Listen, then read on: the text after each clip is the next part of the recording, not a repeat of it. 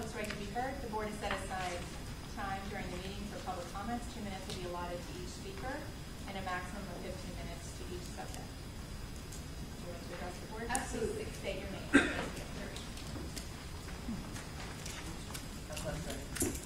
I think you can hear me without it. I'm Barbara Wills. Is it turned on the mic? It's green. Yeah, oh, you're all set then. That's just for the... Oh, for the recording. Okay. My name is Barbara Wills, and I live on Bennington Place. And I want to say two things. I'm going to try to be really brief. I do not believe that additional cell towers create public safety. I lived in a place where I was fully triangulated. I lived in Canaan, Massachusetts, and there were cell towers all around me and excellent coverage, and my son had a seizure in my driveway. And I called 911, and the call dropped. I called 911 again, the call dropped. And then I had my toddler run up the stairs and grab the landline, and I called the local police number, and they came, and after I got him taken care of, I went after Singular, because I couldn't understand why the 911 call would drop. I had to get an investigative reporter to force them to come and test my driveway. 7 out of 10 calls to 911 dropped when they were testing. So it wasn't just me. They had to reprogram the towers. So just because towers are in existence does not mean there is a greater public safety. I was lucky that he survived the seizure. Now, the other thing that I really want to stress is people are saying that there's a risk to children's health. There's lots of research that, and lots of places that there is risk to children's health. I don't see any research that says there isn't. And I don't feel that we need to be the one town that takes the chance to put something up that's irrevocable just because it might not cause a threat to their health. So, that's it.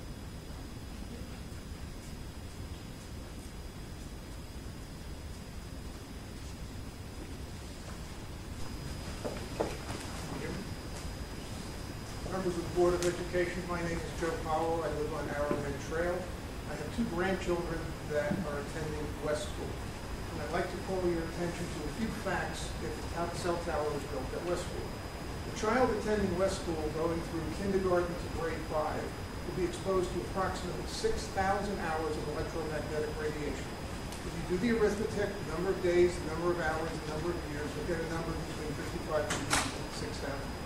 Most of the literature that you'll see says that cell towers should be about 1,500 feet away from the school. This one would be a little bit more than 800 feet. And the closer you get, it doesn't go up linearly, it goes up geometrically around you.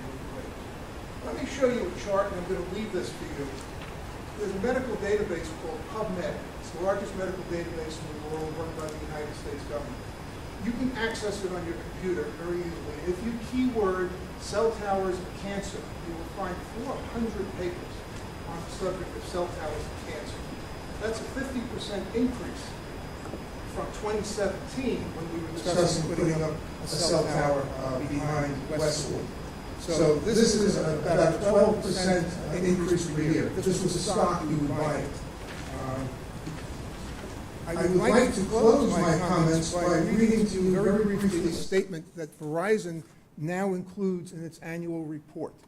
They had no such statement in 2017 when we looked at putting up a cell tower at West School then. This is Verizon's annual report.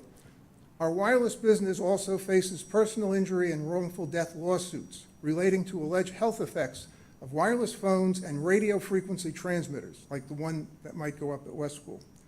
We may incur significant expense in defending these lawsuits.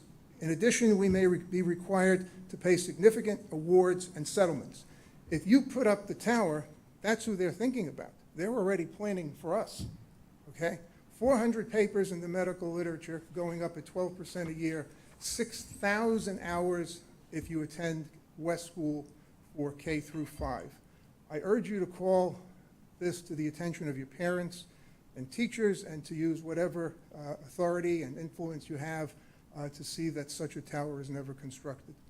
Thank you. I'd be happy to leave some hard copies of what I discussed if that's appropriate. Yeah, you can leave them right on the table. Right on the table. Great, Thank thank you. Thank you. Okay, we'll now move on to reports and recognition.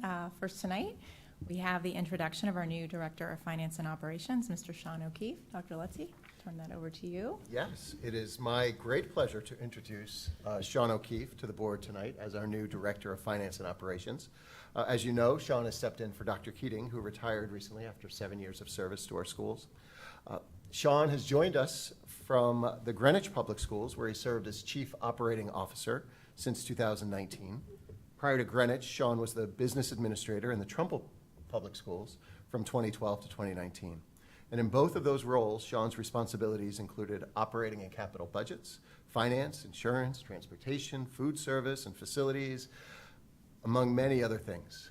As you know, the position of Director of Finance and Operations is responsible for a large menu of our operation itself, including as CFO. And all of what Sean has done prior to joining us aligns very well with what his responsibilities will be here with us in this new role for him. Prior to serving in the public schools, Sean held several international roles at IBM. They took him to various locations around the globe, including Hong Kong and Tokyo. As a matter of fact, Sean is incredibly well-traveled, and I continue to learn more and more about the places he's gone and the things that he's seen as we get to know each other. Some of the roles he had with IBM included controller of the CIO's office, which had a $3.5 billion budget. I think he can handle our $100 million budget here. CFO of Global Telecommunications, CFO of the financial sector of the Asia Pacific headquarters, and other roles and things that he did with IBM on the other side of the globe. In all of those roles, Sean distinguished himself with his financial acumen, his management skills, his commitment to excellence, and his understanding of the importance of relationships, trust, and competency in the work that we do. He was recognized with IBM, as a matter of fact, when he was with IBM with the Asia Pacific Excellence Award while he was in these various roles there. Sean earned both his undergraduate degree in accounting and an MBA in finance from Fordham University. He holds a school district business leader certificate from New York and, of course, his school business manager certificate here in Connecticut. So I am thrilled to be welcoming Sean to the New Canaan Public Schools and to our cabinet as our newest member. He's been exemplary at every phase of his professional tenure and career, and I'm really looking forward to the great things we'll all be doing together here in the New Canaan Public Schools on behalf of our students, families, and staff. So as you can imagine, Sean's already hit the ground running. There's a lot to do and a lot to learn in a Director of Finance and Operations role, and by all accounts, he's off to a fabulous start and full steam ahead and onward ever. So it's my pleasure to welcome and introduce Sean to the Board of Ed tonight. Thank you for that welcome. I really appreciate it, and good evening to everybody, and really great to meet you all. I'm well aware, my family spent many years in Wilton, so New Canaan is just down the block, just down 106. I used to spend a lot of time in New Canaan. I'm well aware what a great town it is, and even more so aware of what an excellent school system it is. I consider it to be number one in the state, easily, passing Darien. I know I'll be shot for that. For sure. And then ranks very well nationally as well. So I'm very happy to be here. Can't wait to get going. Anything I can do to make the learning experience for the kids better and better, and look forward to helping New Canaan to grow year after year. Great. Thank you, Sean. And I'd just like to add on behalf of the board, welcome, a warm welcome to you. We're really, really thrilled that you're here with us, and we really look forward to working with you. And before we know it, we'll be in budget season. So here we go. So welcome. Thank you. Thank you very much. Thank you. All right. Next, we have an enrollment and staffing update with Ms. Pianka. Yay, Sean. Good evening, everyone. We've continued to meet over the course of the summer to review our current enrollments, and we'll be meeting again tomorrow, actually. But as of our last meeting, we do have some news to report. The information on our totals is East School is at 542, South School is at 501, West School is at 481, which gives us a total elementary enrollment population of 1,524. Last year, at our October 1st data point, we were at 1,504. And our NASDAQ projection for last year was 1,535. So you will notice that some of those numbers are up a little bit, and we have had some discussions around staffing on the elementary level, especially on the kindergarten level. So the numbers at East and West School have risen relatively substantially over the course of the last couple weeks, and so we've had to take a look at our enrollment numbers and our guidelines for class size. And we've actually added a kindergarten position at both East School and West School, which brings our sections at East School from 5 to 6 sections, and at West School from 4 to 5 sections. We're also continuing to look at our first grade enrollments, as those numbers are something that we just need to continue to be aware of. Our Sachs Middle School total is currently at 1,318 students. Last year at our October 1st data point, we were at 1,326. So we're solidly in the same range. And our NASDAQ projection was at 1,342. Our high school enrollment today is at 1,294. Our last year's data point number was 1,289, so just a slight difference. And our NASDAQ enrollment projection was at 1,299. All totaled, today we're at 4,136 students. Last year, on October 1st, we're at 4,119 students. So a difference of about 40. And our NASDAQ projection was 4,176. Of those 2 additional kindergarten positions, we did have 3 in the budget, so I think we're in a good place in terms of our planning and our budgeting for next year. Did I leave anything out? I saw on my calendar today that we have another meeting scheduled for tomorrow morning. Indeed. So these numbers can shift here and there as things go. And you're right, we still have some play in the budget, a little bit. I think 1 more position if need be. And 6 tends to be the sweet spot as far as numbers of sections go per grade level at each school. We have 1 that's at 7 over at South, just because that 1 class had gotten so large. But really, if you really try not to go over 6 as we're doing this. So over at East, they're just about full. I think they are. I don't know if they have a classroom left. And the enrollment group is meeting weekly, I think, at this point, with Dr. Carenti to review the numbers and make any shifts that we need to make. And I do just want to mention that we did go up a section of kindergarten at South in late spring. Mm-hmm. So that was a kindergarten section at every single school since we had done a report probably back in March. So we did go up and another section there as well. And that's up to 5? South From is up 4 to to 5. from 4 to 5. Okay. Yep. And the goal is, of course, to stay within the class size guidelines, which is that 16 to 20 K3, and then 20 to 22 4 through 8. And you said first grade for now is the only other. Is that the only other grade we're getting close, or? Yeah. Okay. Penny. Do numbers traditionally go up just a little bit between now and the start of school? Yes, they do. However, I mean, Jill's doing a really good job of, on almost a daily basis, having an accurate accounting of packets that are out, packets that have been requested. So, and Laura does a really good job of keeping in constant communication with those families to get the information back so that we don't have any surprises. She knows what's in the process. And hopefully at this point, no one would be moving in that would be a big surprise. Our principals also interviewed early in the season, and they created a short list of folks for kindergarten positions and elementary positions. The principals interview together when they have positions and they have candidates. So they had gone through that process, screened and interviewed, and sort of had a short list of folks. So when the position became available, they were able to move quickly and and get the best people around. One is already hired and one's in process, so. that's that. Excellent. All right, any other questions? Okay, thanks for the update, appreciate it. Okay, next, update on healthier start times. Dr. Lutzy. Sure. Yep, just thought it'd be a good time for a brief update, and of course, glad to answer any questions or have any other conversation as well. As you know, I met with the drivers back in June to say thank you and to let them know that we recognize the significance of this change. So many of our drivers have been driving the same routes for a very long time. They've gotten to know families and kids and others, and so we value those relationships and want to have that conversation with them. They've selected their new routes.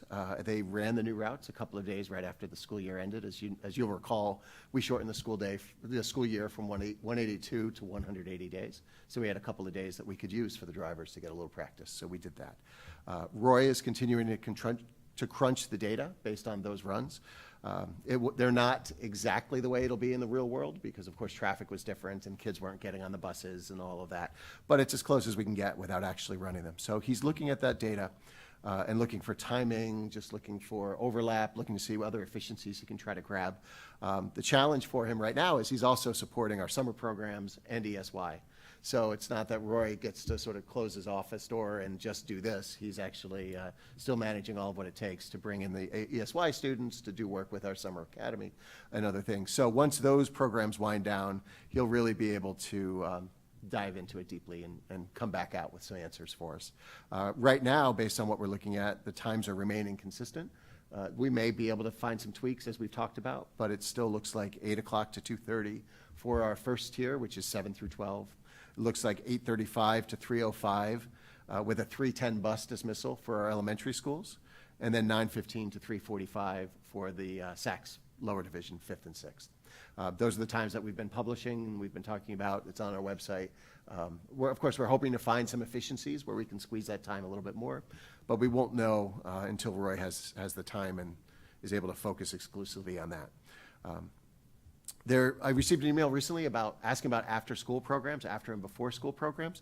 So just as a very brief reminder, in the spring, I sent around an email that listed sort of the big players in town. Of course, there may be lots of other options, but a couple of the big ones, the YMCA, the New Canaan Nature Center, Park and Rec, and we included in that the new option that we've been developing, that right at school option for folks. And I went on even last night just to check and make sure. If anyone's interested in learning more about the Right at School program, all they have to do is go to rightatschool.com online, it's all one word, and select Connecticut, select New Canaan, and then select their school, and it'll actually have information about programs that are available, pricing options, attendance options, and actually the registration, I believe, is right there online as well, where you can just click a button and sign right up. So all that information that you can need is right there. But in that email, I also sent links to the Nature Center, to the Y, to Park and Rec, because whatever people are interested in doing, we want to support them in doing that. Right at School is not a school program. It's an independent group that we're partnering with just to provide more options for families. And I think families were particularly interested in the flexible attendance and flexible payment options that Right at School offers. As a national company, they're able to do that. The elementary and SACS principals have prepared an email. I thought it had gone out when I communicated on Friday. I think they're just putting the finishing touches on it. It will go out this week. That just essentially re-summarizes what I had sent earlier and gives those links again so that it's front of mind for anybody who might need it. So I think that'll be helpful. In addition, I think we mentioned briefly, back in June, Roy sent around an email to all families, I believe, that asked people to let us know if they're not going to be using our transportation system. So an opt-out kind of thing, and then a link also to the Where's the Bus app. We had pretty good uptick. Again, I've got to wait till Roy has time to really go deeply to give you specifics, but we had pretty good uptake on the app itself and positive feedback. So we're going to be resetting something when we get into the middle of August or so that encourages people to download the app, to have it on their phone so they can see where the bus is. And I think it'll help them, and I think it'll help us, to be honest, so that buses aren't waiting, and it might help tighten up the runs a little bit and the time in between. So I'll have those numbers for you next time we talk. It's not all about transportation, right? So another part about shifting to the healthier school start times is about the scheduling in each of the buildings. And we've been working with the elementary principals and the high school principal, but most of the effort has really been over at Saks. And Dr. Krenti's been working hand in glove with them to help. We're shifting from a shorter period, about a 50-minute difference to a 75-minute difference between the upper and lower division. And we share staff between the two divisions in the specials and in the world languages. So figuring out how to make all of that work has been an interesting, I think, and fun puzzle, but it's easy for me to say fun because, as I said, Dr. Crancy's doing most of the work. But the team is working well, and they're sort of problem solving around lining those schedules up because we also don't want staff that start with the upper division at 8 and then end with the lower division at that later time.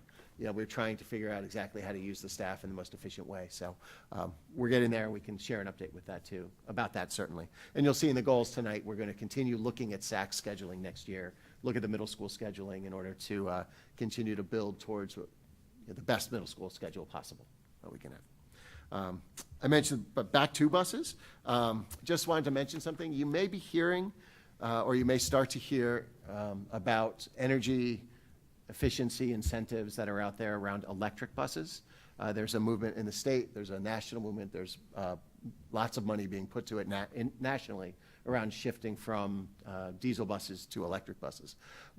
Since we've already moved to propane, we're not eligible currently for any of those rebates or incentives for the electrification of buses. The rebate is really about moving to electric, but also taking the diesel off the road.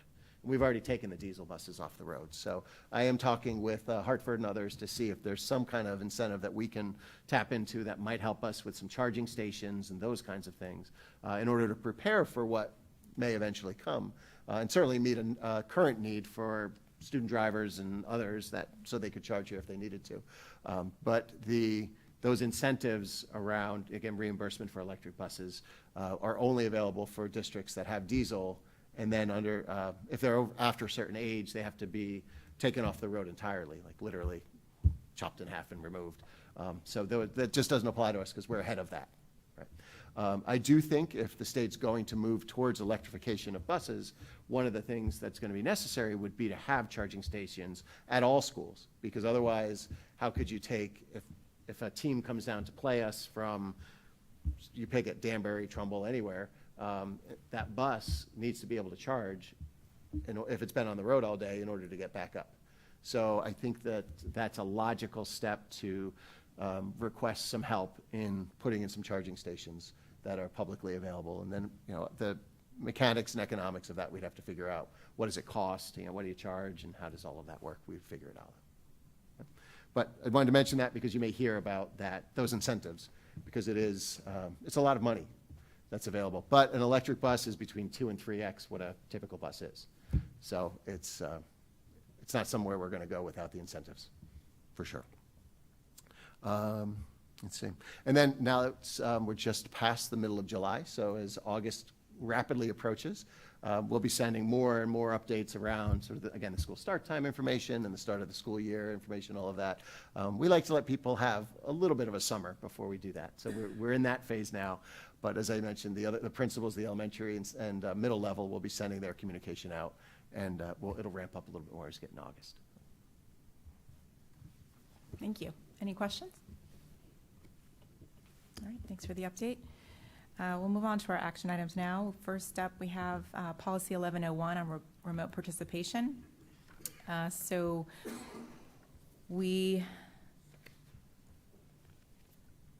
This is our second reading, and I don't know if anyone has any additional questions or comments after review.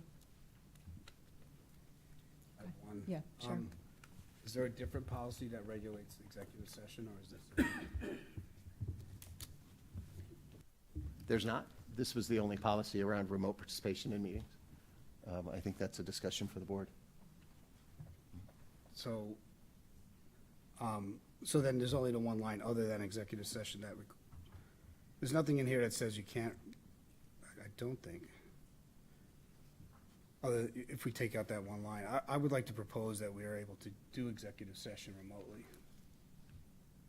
There may be rules around, we need to agree on what that the other remote end looks like, so that we have privacy and things like that considered, but I'd like to open that up for discussion. We did talk about it in the governance committee, yes, governance. We did, and maybe that was the one you were not, yeah, okay. Brendan, did you have a comment? Well, I mean, I'd love to actually hear what you guys discussed. That would be great, and then happy to comment. I mean, go ahead if you, go ahead. Well, I think the initial concern was around some of the, like, ability to be overheard or to not have, like, control of the information, as well as some of the materials that, you know, like, Brian might hand out, but then take back at the end of the meeting versus having to then distribute over via email or something like that. So I think the thought was that some of those kind of security and data concerns, you know, outweighed the having somebody come in remotely. Yeah, and I think the other, I would just add, location can vary, depending on, whether I mean, there's a lot of options for participation remotely. So I think just some concerns around, how much privacy is available to someone when they're, participating remotely, a little different than just a regular Zoom meeting. So, I think the other thing too was, to the extent that somebody couldn't make executive session, we could always like defer that, like try and work around people's schedules and or like have another meeting to do to address just that versus having, some of the risks. But Okay. Yeah, I tend to agree with that. I mean, some of the issues that we discussed at executive session are there for a reason, and the confidentiality is really important. So I think we haven't had remote participation for that long, and I just think for executive session, it's important that we're all there in person. And I agree with Dan. If we need to, change schedules, we can do that to make it work. Julie? Just curious, what do other town bodies do? They allow it.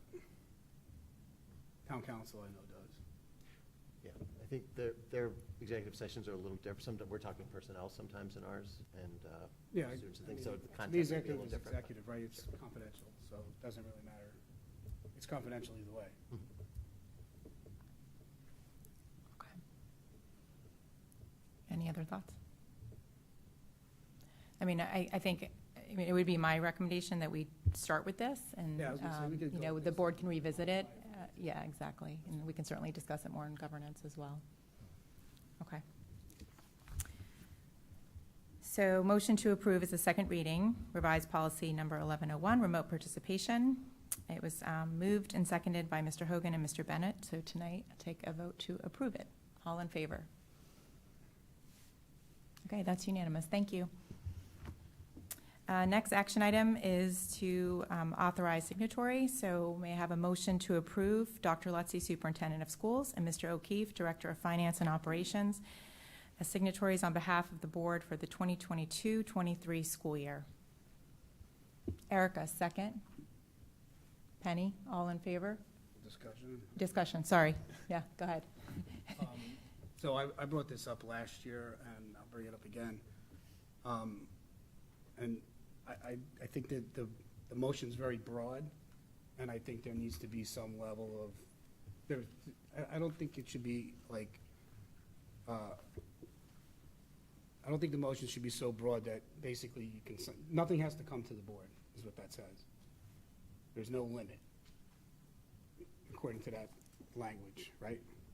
Well, the policies govern, right? So what this lets us become, has us become signatories, but then there are the purchasing policies and other things that sort of govern how we perform this function. For instance, like like a transportation contract, a 5-year transportation contract always comes to the board. Labor contracts always come to the board. Right. About just some random $10,000, $15,000, $20,000 contract. Well, there's certain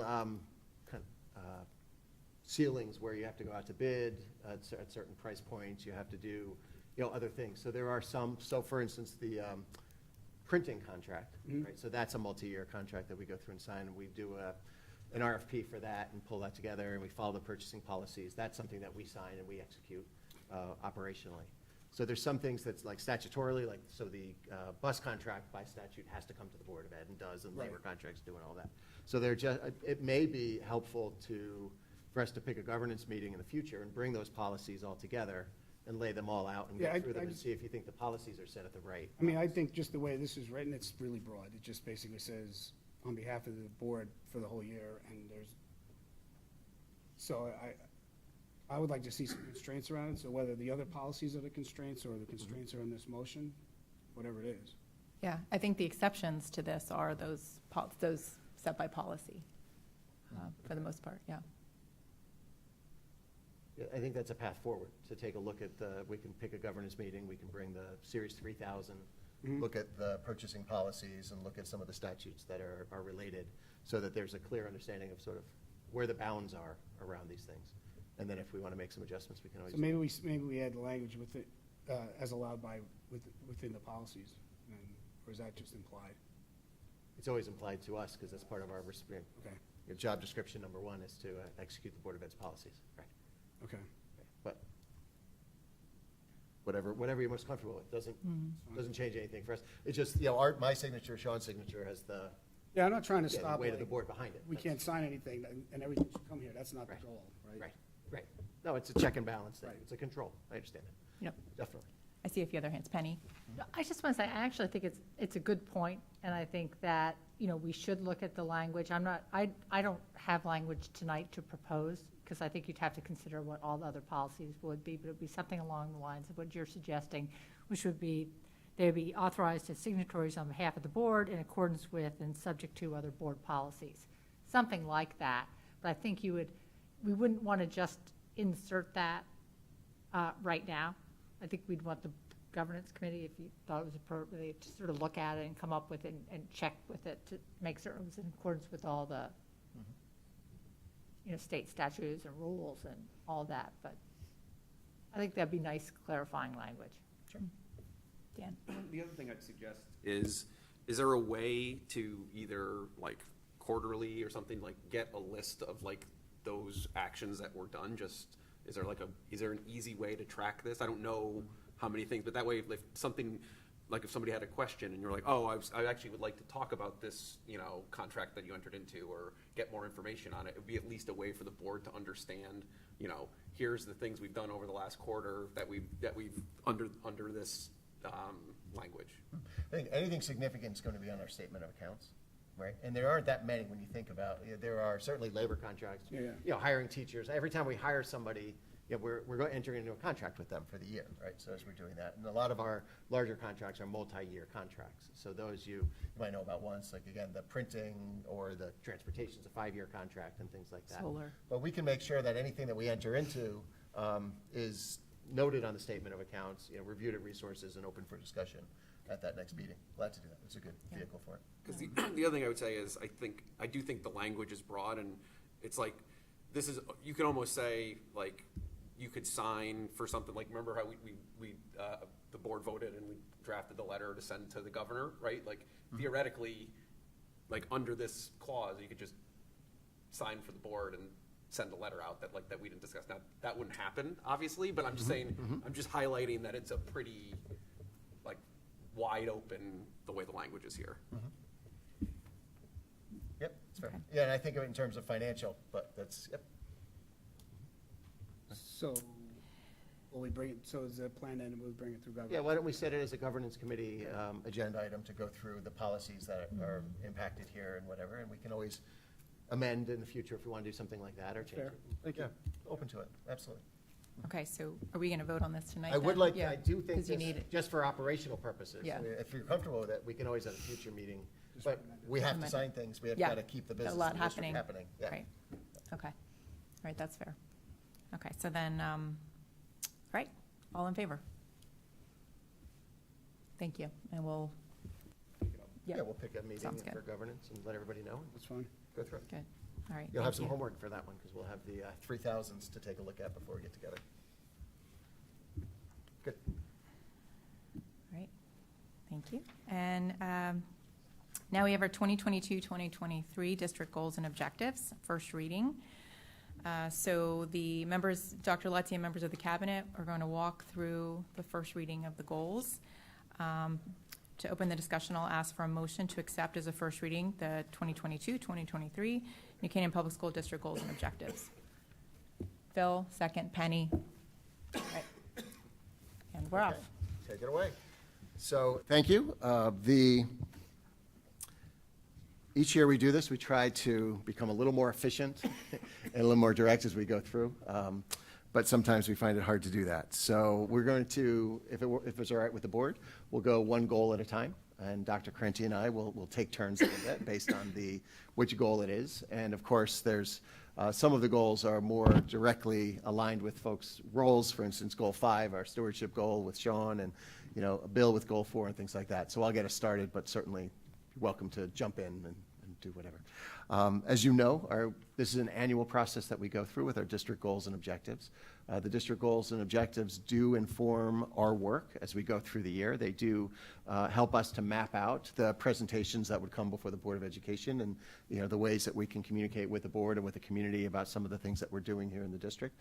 They are generally iterative, although sometimes they're brand new. Like last year, the innovation goal was a new goal that we've now, and you'll see in here, there's the next step of that goal, so it becomes iterative that way. Sometimes the goals are in the document for quite some time. For probably 10 years or so, we had a world language goal that was focused on working towards every graduate of New Canaan High School being proficient in a second language. That goal remains one of our goals internally within the district, but if we did that in this goals document, it would be 30 pages. So we shifted over as it becomes practice, right? So our goal still is to meet that target, and we still put resources and effort towards that. But we also want this to be timely, relevant, and succinct as possible, even though someone might read it and think that that was not our goal.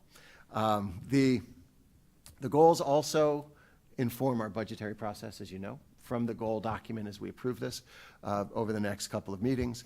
When we get into budget, which, as you reminded Sean, is right around the corner, we will be creating our budget assumptions and related priorities. And that's where we look at the goals that we have here, and we develop statements around resource needs going forward. And we look to align our new asks in the budget with the district goals, because again, they're iterative goals. They're not something that we're going to start and finish in a single year typically. These are things that are move along a continuum. So and then in the spring, as we go through the year, and then as we get into the spring, we take a look at this and go through this cycle again. I've told my colleagues statewide and beyond, others all internally, I think we all agree, that this process, although a little bit more time-intensive for a variety of reasons, is significantly better than the more traditional 5-year strategic planning process, because all of us have seen those 5-year strategic plans and been a part of that, and it starts off strong, but what happens over time is the language and the goals and the vision just becomes less and less relevant to what's actually happening. So by doing this annually, it's really an investment in what's happening now, and we look into the future, and it keeps this document relevant and current and appropriate for our schools. So it is an important document, and we're grateful for the time to go through it. We have 5 overarching goals that we then develop objectives and things underneath. And as you'll recall, Goal 1 we consider our student achievement goal, right? Curriculum, instruction, assessment. Goal 2 is communications. 3 is teacher quality. 4 is school climate, and 5 is stewardship. So as I mentioned, Dr. Krenti and I will take turns, so you don't have to listen to either of us solely all night. But with that, I will turn it over to Dr. Krenti. And you have in your packet 2 versions of this. You have a clean copy and you have a marked up copy. Whichever is easier for you to use, certainly feel free. And of course, they're available to you electronically too in the packet. Dr. Krenti. Thank you. So as we move into looking at goal number 1, we're talking about objective number 1, which really deals with district curriculum, instruction, and assessment, will reflect local, state, national, and international standards and expectations. So you will see that there are not too many changes in this goal. This is obviously something very important that we continue to work with all teachers on, the instruction and the implementation of strong curriculum as well as pedagogy. And certainly as we move into this, one a piece that we wanted to continue to keep into here was to continue to review our current practices in standard-based grading. So we understand there were questions at the end of the last presentation, so we want to continue to keep that at the heart and continue to bring it back to the board. I also take into consideration some of the questions around, have you ever considered this in other areas? So certainly to look to explore to see if possibly world language, when you talk about proficiencies and things of that nature, perhaps that's another area, perhaps not, but we still will continue to monitor and evaluate and report back to the board in that area. But other than that, I don't think you'll see too many changes in goal number 1. We've removed some of the COVID performance standards in this area as well. As we move into goal number 2, the first one is to develop and articulate a vision of the New Canaan High School graduate. So this work was put on hold as the staff at the high school created their mastery-based portfolio, which I know that they came and presented to all of you. So we will need to go back and decide if we want to integrate what was suggested for the mastery-based portfolio with the vision of the graduate. The vision of the graduate will be really critical as we move forward into our NEASC evaluation. So they will be looking for that work with the vision of the graduate. So I think it's about coming back, which kind of relates right into the next one, with an update about the standards and mastery-based portfolio assessment that is that one credit that the high schools, I think it's the class of 2023, needs to have in order to graduate. And so we'll be bringing that back, and we'll talk a little bit more about that work with the vision of the graduate and see if we can integrate the two of those together. And then certainly Dr. Lutzy already talked about reviewing the scheduling options at SACS and making sure that we have the most productive schedule for our students as we look closely at that 75-minute gap.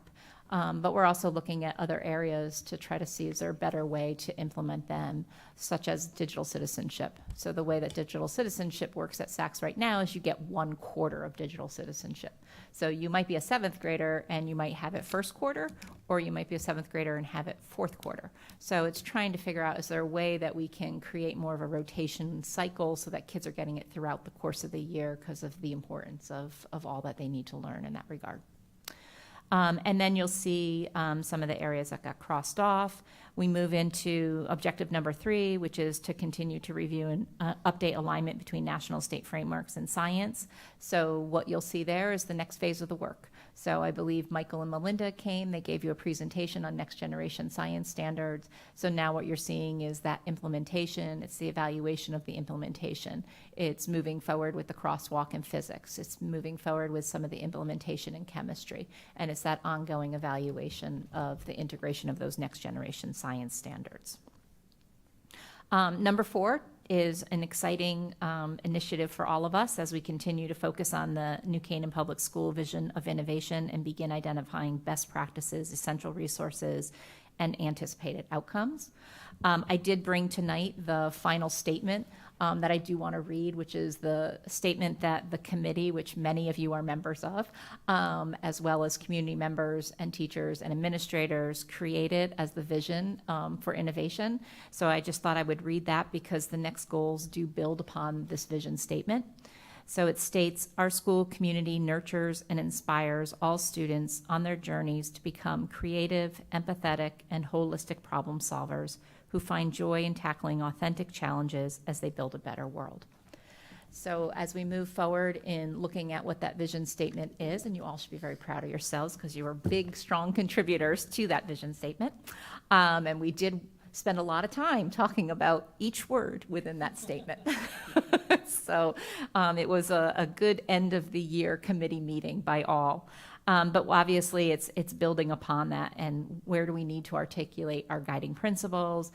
Where do we need to further develop the strategy for integrating innovation, and what does that look like, K-12? What does that look at elementary versus SACS versus the high school? And then, obviously, it's developing that plan to infuse that innovative learning for all of our students. Certainly, we want to continue as part of our capital projects to review the utilization of the newly redesigned high school and the SACS innovation spaces. They've already begun at both of those locations and doing some of the remodeling. I know all of the books have been taken out of the mezzanine at Saks and have been reshuffled and put down into the lower part of the library, so they're still there and still available. And then we'll continue to analyze that and evaluate that and come forward with updates and reviews and talk about it at our district committee meeting, and certainly maybe make some proposals at the board budget cycle. And then certainly another exciting initiative is the planetarium. And so we wanted to tuck that right in with our innovation goal, and that's really to continue our partnership with the community members to undertake the renovation and restoration of the planetarium or the dome or whatever it may be called. Certainly, as we move into health, we've made so much progress in our rewriting of our health curriculum and integration of our health curriculum. So you're really seeing a lot of the objectives coming off of the implementation or the design or the implementation, and it's really now kind of taking a look at the researching the elective choices for health for seniors at the high school. It's kind of diving into that a little bit more deeply. Certainly exploring that middle school program delivery. Once again, same kind of model that we follow in digital citizenship is the same model we follow in health. Is there a better way to do that so that kids are getting it throughout the course of the year versus just one quarter of it? And then obviously to continue the partnerships with our community organizations. Certainly goal objective number 6 is all about our students and their technological knowledge and their skills to succeed. There's been no changes proposed there. We want to continue to move forward with our LMS, making sure that teachers are utilizing those to the fullest potentials. We're going to continue to work with our response to intervention. We've just made some small tweaks to some of the verbs, more about continuing to provide and continuing to implement and continuing to make sure that we're using research-based practices to make the best decisions about our students. I think one of the areas that we're going to continue to analyze is the pandemic's impact on student learning and progress, and adjust instruction accordingly. So as we watch cohorts of kids coming through, we have to always kind of track back where were they during COVID and what gaps may have occurred for them and how can we continue to close those gaps. So it's that constant analysis of data, that constant looking at benchmarks, as well as local, as well as like NWEA, and making sure that our kids are making the progress that they need to be making, and that if we're noticing things with particular cohorts of kids, that we're really instructing them and getting on top of it as fast as possible. And then you'll see the next phase of the VPA. And so we're at a point now where we're ready to implement and evaluate and continue to keep moving forward with that as well. So that is it for goal number 1. It's Do you want good to pause? I think it's good to pause yeah. after each goal just to see if there's any Yep. thoughts or feedback or comments or anything, because otherwise It's a lot. it's too. Yeah. So Penny. Yep. So I just had 2, I think, one very small point, just a typo. I think in 3A, it should say revised biology units of study. Yeah. It got auto-corrected to student. Right here. And then in terms of 4D, where we're talking about the renovation and the restoration of the planetarium, could we add or should we add a goal about planning for its use as well?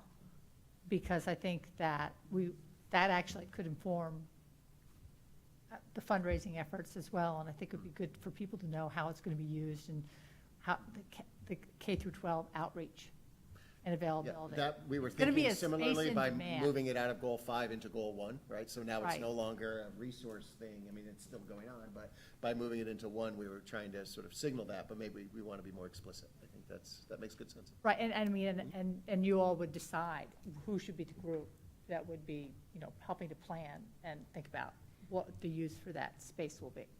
That planning is underway. And the planning is underway. You've probably We've- already done it. No, Oh, no. we started it. There is we had the opportunity, Melinda, Matt, and I, to meet with some of the committee members and start mapping that out and looking at what the initial software is that comes in with the planetarium, what's the future software that is also part of the planetarium, So we've already begun looking at all of that and are hoping to come to some assured experiences for all students K-12.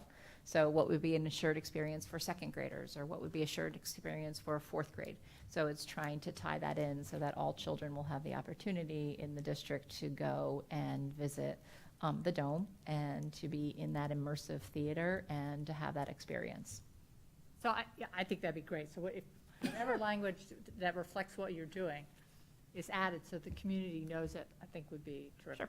Yeah, I had the same comment, just to integrate it into the curriculum, just the academic piece. Yep. You know, it's implied where it's placed, but it's good to have the language, I agree. Yeah, and I think maybe we do that as a separate statement, so it's an E. Because one is the planning, doing the restoration, renovation, the other is the planning for and the implementation of. Yeah. Great.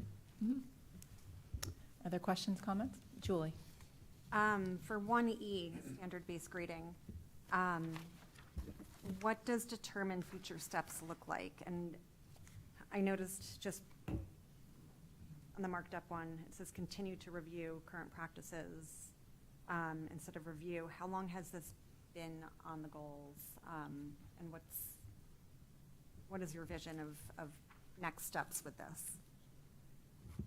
So I'll start, and you're welcome to jump in, Jill, but it's new in the goals, right? I think this was the first year, or was it one, and then we had to carry it forward because of just timing? But it's relatively new. I would see that work as a workshop where we learn about. So you see, we specifically removed the at SACS because I think we want to now go broader. We know now we have a sense of how it's being implemented at SACS, but now I think the conversation goes a little bit broader.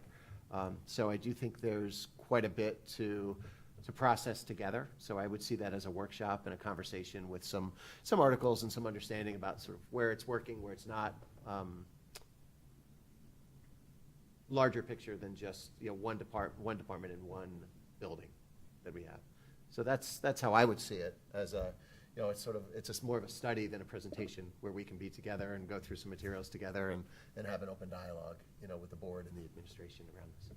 And I would imagine bringing like some student work so that you have a good understanding of what they're looking at and how they're going about grading it and what it means when you're looking at 3 dimensions in science and why it might be something that works really well in science and what other area might it work well for, but other areas it might not work so well for.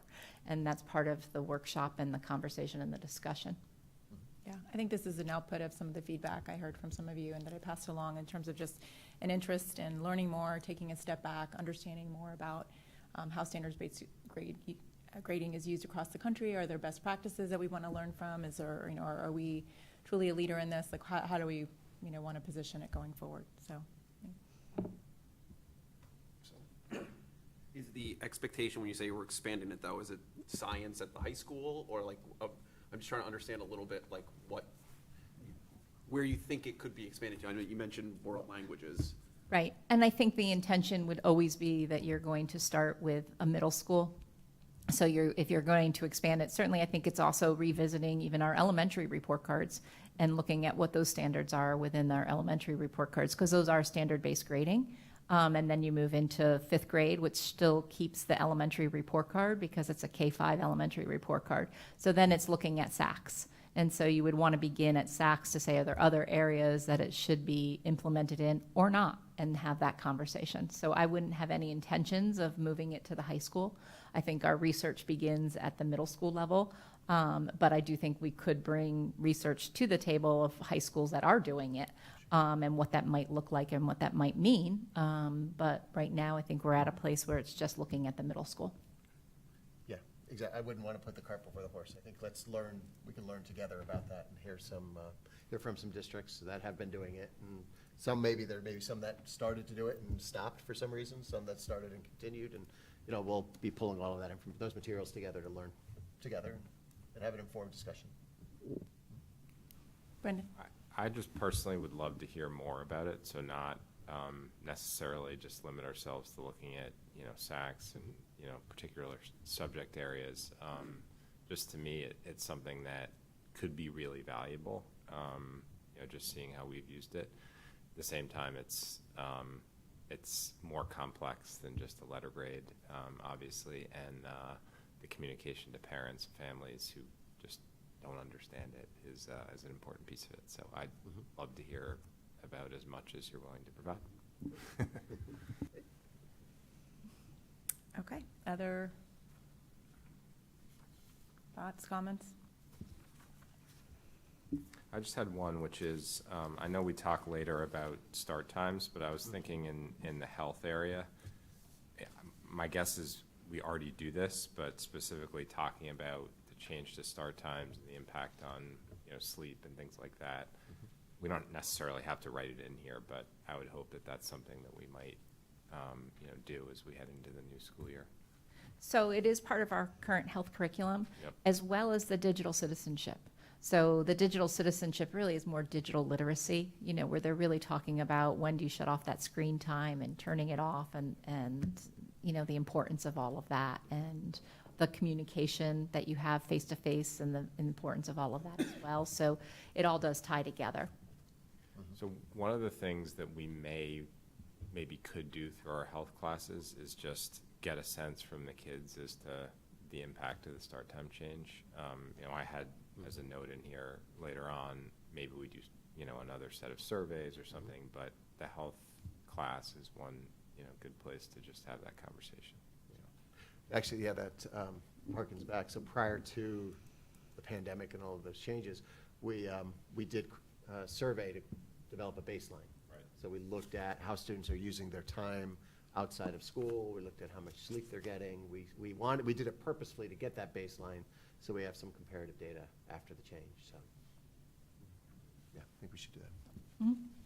Just on that, because I was going to bring it up later, I think when the school start time, but I would love to see a study or something and with an idea, when would we do it? Would we do it at the same time of year as we did the other study? So that we were most comparing apples to apples. Sure. And just to get an idea, so we can see the impact, to the extent that we can show the change from before, we'll at least maybe change the survey or change whatever information we gather a little bit, so we have a really good baseline in the event we, as a board, decide we ever want to make future changes. We know where our students are. I think that'd be just somewhere in the goals to more explicitly state it. Yeah, I think we will take a look at the start time, the healthier start time goal itself, and add something into there. The survey that we asked students back a few years ago really was pretty creative, and then it asked them outside of the school day, what do they do with their time? Right, and asked them to sort of map that out, and it was meant to be a snapshot of a given day. So I believe we gave it in the spring. So that would actually be advantageous too, because then we'll have enough months under our belt and new routines will have taken root and things like that. So we'll take a look at that. That'd be great.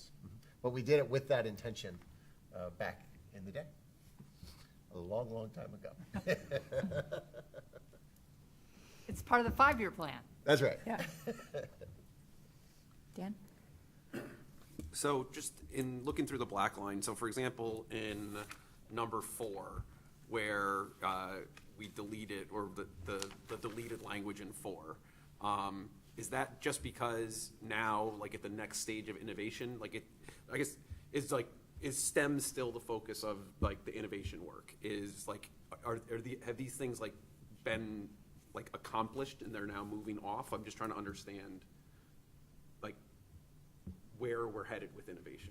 So STEM is still very active and still part of what we do, K-8. We have a strong curriculum that sits within our science program that addresses mainly those engineering practices. So it's not something that is forgotten. It's how do we build upon it. And so I think when we created this last year, I think what kind of got confusing was that word center and that innovative center, and what do we really mean by that word innovation. And I think as we've progressed in our research and understanding more about innovation, design thinking, the critical thinking that goes behind it, I think we've just learned more, and that's why we've kind of reshaped that goal. So STEM has been part of our district goals for many, many years. It was a big part of what we did for a long period of time, and similar to world language, it doesn't go away. We still want our kids to graduate proficient in another language. It's the same thing with STEM. It's not going to go away. It's just how do we develop those innovative ideas a little bit better. So, for example, I think I gave you, when we were doing the budget, the shoe. Remember when we talked about those first graders and they had to develop the shoe to get through a certain kind of climate? So now, wouldn't it be great if we actually had the kids testing that shoe and really coming back and saying, oh, so this didn't work. So it's taking more time to do some of that problem-based assessments too. And then, as far as the, which one here? As far as in number 2, 2A, so this was partly in the deleted A from last year, right? Like defining like the vision of the graduate. I guess I'm just trying to understand how that dovetails with some of the revised kind of graduation standards. So I can speak quickly to just 2A, specifically, and then want to do more. But if you look at the older language, the language that was deleted or revised, it got into process, right? So it's continued to develop the vision of graduate by identifying, defining skills, dispositions, beginning to explore ways, and it became a little bit procedural in language. And what we turned it into this year is to develop and articulate the vision of the graduate, because there are a couple of different ways we can go about doing that. And I just don't want to be procedural in the goal language right now, because there are some different options that are now available that weren't when we first wrote it that might assist us with doing this work. Otherwise, it's the same. Now, the high school was under the gun a little bit, where they had to create the mastery-based portfolio assessment for the class of 23, because that's who it goes into effect for. So we had to sort of slow down on the vision of the graduate in order to accelerate and create space for them to create that mastery-based portfolio assessment and do that work. That's in place now. So now we'll review it and look through and see how it's working for the kids and if it needs to be adjusted. And we're going to go back to the vision of the graduate. But we may pick up where we left off procedurally, or we may actually kind of reboot a little bit, given that we've been away from it for a year with a number of folks.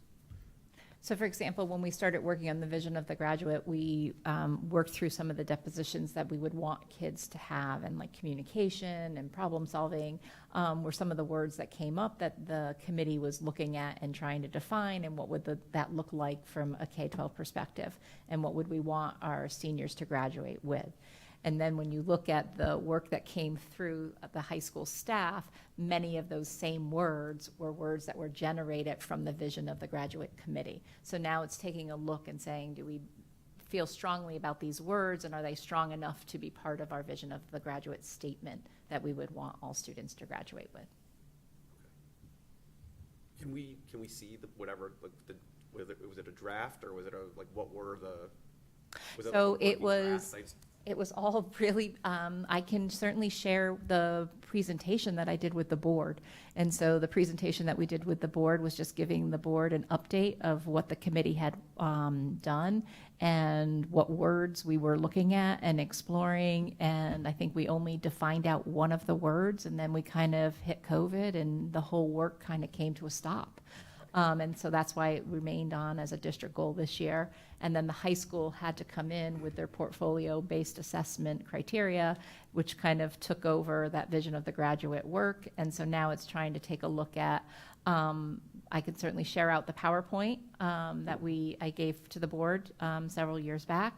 And then I know that we also did a presentation on that portfolio assessment as well. So we can maybe look at the two of those together. Might be a great conversation to do in a workshop. But the committee would be very similar to what you're seeing with the Innovation Committee. And then on number 1, I'm just curious, so it's the, curriculum instruction assessments reflecting local, state, national, and international standards. What would fall under the international standards? So that would probably be more like your ACFL. Some of your world language would fall under your international standards. But it's really, it's always been something that's been there. We've never really been able to find strong international standards, but it's always something that we strive to look for and to make sure that we're competing. There are some international assessments, for instance, like the PISA. The PISA. Right. I haven't thought about it in so long, but the PISA's evaluation is for it's an international assessment that looks beyond the memorization, whatever, to problem solving and more holistic approaches to things. So those things inform our work a little bit sometimes. I had, before we stray too much from two, be on the graduation standards and mastery. I'm assuming this is the case, but I would love to hear, I know that was lightly introduced or introduced to that class this year, and I would love to hear what the initial feedback was from teachers and students. I imagine that's informing how it Yeah, actually, evolves. they're planning their professional development in August around looking at that student work and having conversations about some of the criteria that they're using for the portfolio. But certainly, we would give an update to the board. Great. Yeah, thank you. Any other goal one? Okay. We can always circle Yeah, back. we'll go back. Yep. Absence. This is the first reading, so. Okay. So you can tell who assigned who which goals, because I assigned myself goal 2, the short communication goal, but very, very important, as we know. So our goal 2 around communication is to improve achievement, service, and relationships through communication that is responsive, clear, timely, and inclusive. And I have some good news. I believe we have hired our webmaster, social media manager, yay. I think she's going to start in a couple of weeks. And I know we had spoken about candidates, and I had spoken with some disappointment about somebody not coming on board, and that person is coming on board now. So good news all around. That's as Great specific news. and vague as I could be at the same time. Communications Committee We'll is leave it very at that. happy. Yeah, yes, it's very, very good news. So another couple of weeks, that will help us certainly with Objective 2. So, it's our work in our, throughout the district to communicate effectively and timely relevant information to folks. So to be able to finalize and implement the new district and building websites is a significant step forward, something we've been working on for a couple of years. And we've really missed not having somebody being responsible for the whole thing, in this role as the webmaster. So it's a big win for us. To continue to identify and utilize appropriate venues across the board for communication with all stakeholders. And just sort of generalize that language a little bit. Curriculum is certainly a part of that, but it's really about all of the communication because, as we know, it's just because there are 30 different social media platforms doesn't mean we should be on all of them. We need to pick our spots and use them well. And to that end, there's a program I'm looking at through AASA, which is the American Association of School Administrators. It's really a superintendent's group for communications excellence in the schools. And so we may be able to learn some things there through that program. I'm taking a look at it now. Of course, to continue looking at innovative ways for best practice in communications. This one was added a couple of years ago, and I think it was rightfully done, certainly. To work together to advocate for the needs of New Canaan students locally, regionally, and statewide. Through active participation in a variety of different venues. And the last, I went back and forth on number 6, which is the Charting Our Course website. And at this point, the state hasn't changed its expectations. And this is how we meet those expectations, I think, in the most reasonable way. If those expectations change, then we can certainly revisit this. But what the state asks districts to do is every time that there's a positive case in the classroom, that every family in that classroom receive notification, through direct notification via email or what have you. And we didn't like that idea. I felt that constantly emailing people about positive cases in the school would only ratchet up anxiety and concern and stress about these things.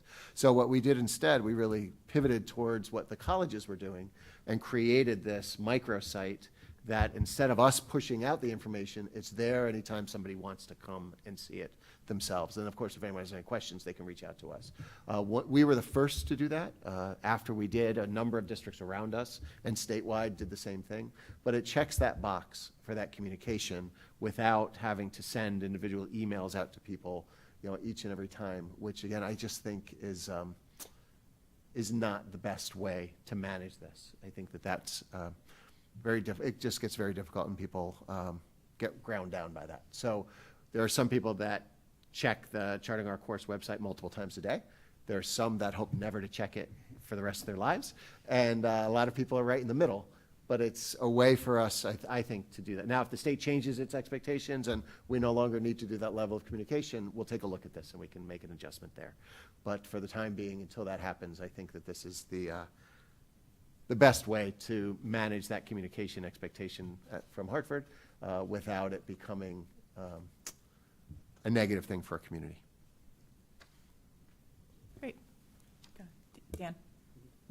So that is part of, like, what from the state is requiring that? Is that a, like, I Directly. thought like all the executive orders and everything's kind of, they've all expired, right?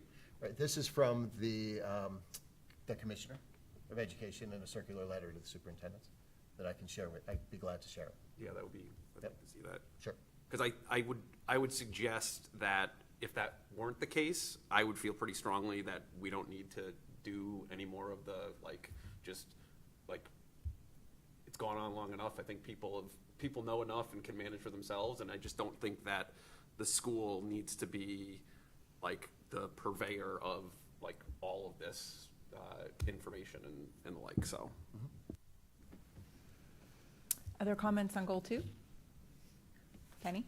Well, I was just wondering in Goal 2, number 5, where we talk about advocating for the needs of New Canaan students locally, regionally, and statewide. I know you were just in Washington, D.C., meeting with our representatives and senators, and I was wondering, not that we'd want a lot of the district's attention nationwide or whatever, but, we do get federal money, if we needed to actually expand that to, say, nationally, to reflect more what we were doing. Just a question. I'm not quite sure where it should be, or if it's appropriate. Actually, I think it is. Yeah, I think it is appropriate. Would be my feeling on it, because it is, as you say, nationally, we're talking, even down in DC, we're talking about things that not only would help New Canaan students, but students throughout Connecticut and throughout the country, such as getting closer to fully funding IDEA, other things like that. School safety grants, security grants, the energy pieces, things like that. So, yeah, they are, generally, a lot of the money starts in Washington, goes to Hartford, and then comes to us. And if it doesn't start in Washington, it never goes to Right. phase 2 and 3, right? So, yeah, I would. Yeah, I think it's a good addition. Julie? Going back to Objective 6, COVID-19, charting our course. Is there anything there we can take out? Does a letter from the commissioner specify protocols, policy, and decisions? Is that phrased to meet the bare minimum? No, really what we were doing to meet the expectation from Hartford was the dashboard, right, with the case numbers. So is there a way to just change that verbiage to say something like, we'll update the dashboard? About, as required or something along those As lines? You want required it to be from the state, and maybe will be revisited when that's changed. But I feel like Okay. including protocols, policy, decisions just seems like we're adding more in there. So I think seeing that letter would be helpful and just really tailoring it to what's in the letter. Yep, the goal in putting the microsite together was so that if people had questions or concerns, they had one place to go, where they'd have an archive of communications, they would be able to link to any executive orders that were active, they'd be able to see whatever communications were out there. So the idea was to try to capture all of that. So the question becomes, where are we in the continuum of needing that still or not? But just so, that's why that language was there, because that was the goal was if people wanted to know, they had one place to go. But if, I think I would recommend certainly let me take a look and see where Hartford is anticipating the needs are around this for the opening of school. And that's something that can be adjusted between, prior to the second reading, once we get more information about what the expectations are come the fall. Like, I tend to agree with Julie on this, because I do think part of this is the we're saying these are district goals and objectives, and these are like a high priority thing, and it's gonna be like how we're thinking about it when we discuss budget and resource allocation. So to the extent that it can be tailored, because I don't know that it's I don't think it's a big priority. So, Right, and understanding it has been up till, it had, Totally had get it. been Yep. lots of time, resources, energy, effort, everything that went to it. And we're hoping that it's not going to be. Yes. Yep. Penny? Yeah, I just want to say on that point, I still don't think the whole community is at the same place with respect to COVID. So the thing that I really liked about that site was it was one that was set up so that if you weren't concerned about it, you didn't have to go to it. And for parents that were concerned about it, you could go to it. I know I happened to check it, a number of times, and I saw how low the case count was at the schools. And to me, that was very reassuring. So I think that there might be some parents who are still in that camp too. So if it's not a burden, and we're collecting the information anyhow, and we're putting it out there just for people to see, for those families that still find it useful, I think it's nice and important that we provide it. I don't think it's ratcheting up the fear, I think, level or anything like that. I think we're making it more important. I think it's just helping families make decisions that they feel are appropriate for their particular health situation and health risks, because we do have some families in the district that have very sensitive, situations, health-wise. So I will get more info, Yep. and we'll look at it again prior to the Next round. Yep. second read. Okay, Absolutely. thank you. Good. Thanks. All right, we'll move on to goal 3. Goal 3. So goal 3 is to promote and support innovative and exemplary research-based professional practices in order to continuously enhance teaching and extend learning. So you will not see any changes in the objectives for goal number 3. Certainly, teacher evaluation, administrator evaluation, as well as professional learning is really critical to what we do in order to help our students have the best learning experiences possible within the district. We are constantly calibrating ourselves to make sure that we're going into classrooms, that administrators are looking and seeing the same things, and then having conversations and discussions about it, and what's the best pedagogy, and how do you differentiate instruction and engage students, monitor student learning. So we have about 32 different indicators that we're always looking at throughout the course of the year when we're going in and doing teacher evaluation. And the teachers are well aware of what those indicators are. They use their professional learning to help develop themselves in particular areas, and it's really critical at what we do.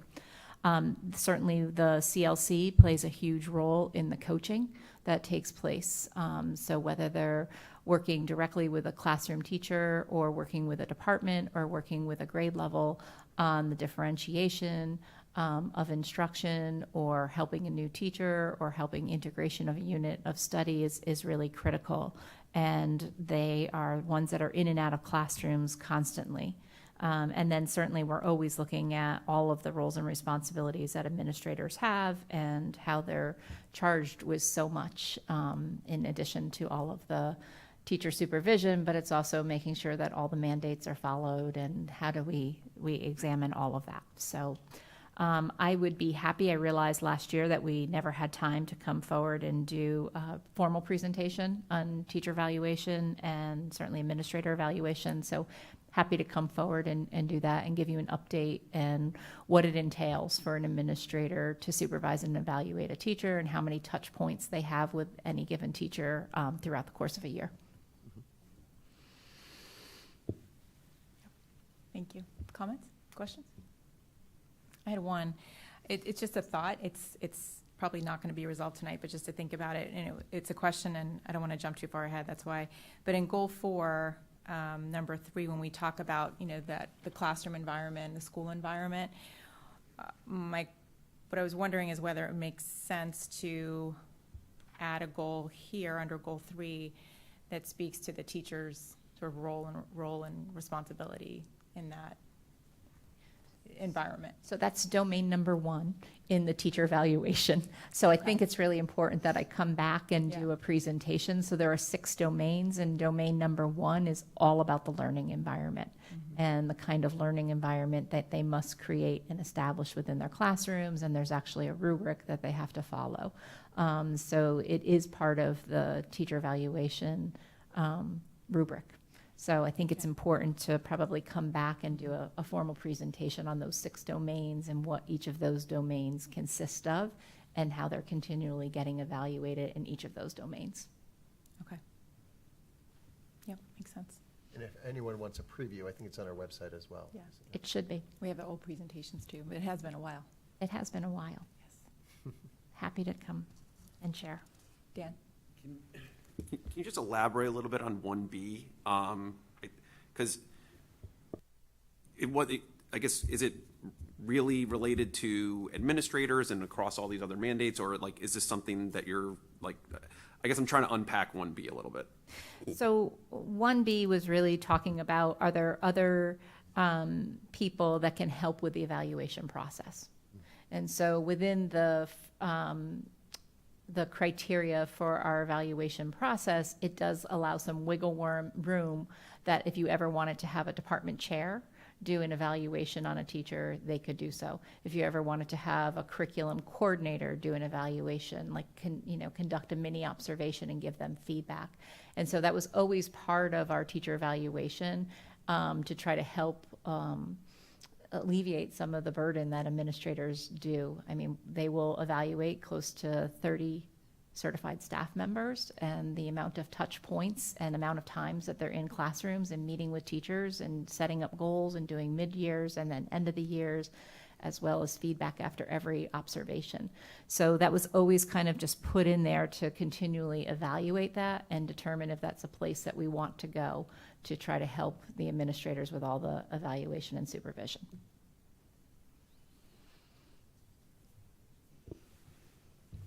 Okay, thank you. Can we move on? Goal 4? And I will go into goal 4, and again, Bill is welcome to jump in. So goal 4, as we mentioned before, is to promote a healthy environment that fosters respect, ethical behavior, and responsible global citizenship. So objective number 1 is review, revise, and implement school and district climate plans system-wide. And while that's stayed the same, you'll see there's some incremental changes underneath. In 1A, it's to continue our work around emotional intelligence, being responsive to the increased social emotional learning needs students are experiencing due to the challenges of the pandemic. We've seen and we're all hearing about the challenges that students and families, staff are having, so wanted to be very explicit there with that. To continue our review of the 9 through 12 connections lessons, that's where these skills of EI are explicitly taught. And we added in with a focus on resilience and coping strategies, certainly.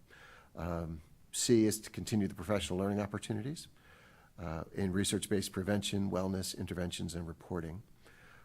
D, you'll see, is updated because we last had administered the surveys, so now that we've done that, we've gotten the results, it's time to share the results of the surveys and the subsequent action plans that are developed as a result. And it doesn't take a crystal ball to know what will be in next year's goals, which will be an update on those action plans and, and feedback about how it's all going. Support to students and families who are struggling academically and or emotionally. We had during the pandemic, but I think that we dropped that and just say period, because that is something that we do and we need to always focus on, and we've expanded some mental health services, as you know, some school social work, some school psychologists through the grants that have been available to us, and we're looking to increase what I believe was already solid and strong support, but to increase more because needs have increased. And then to continue the parent education opportunities across the board. And Dr. Bliss does a lot of that through the PTC meetings, and she'll be going to the meetings again in the fall and the spring and give updates with the parents community so that we can be supportive of one another. And number 2 is our healthier start and end times focus, as we talked about before. So I think that certainly it's adhere to the guiding principles as we put together throughout this process. And that was about times and activities, things like that, to identify and examine key metrics in order to continuously improve. I think that's where the survey data comes in. I think we can break that out as a separate item right underneath if we want and put a C as to administer a survey and compare against the baseline.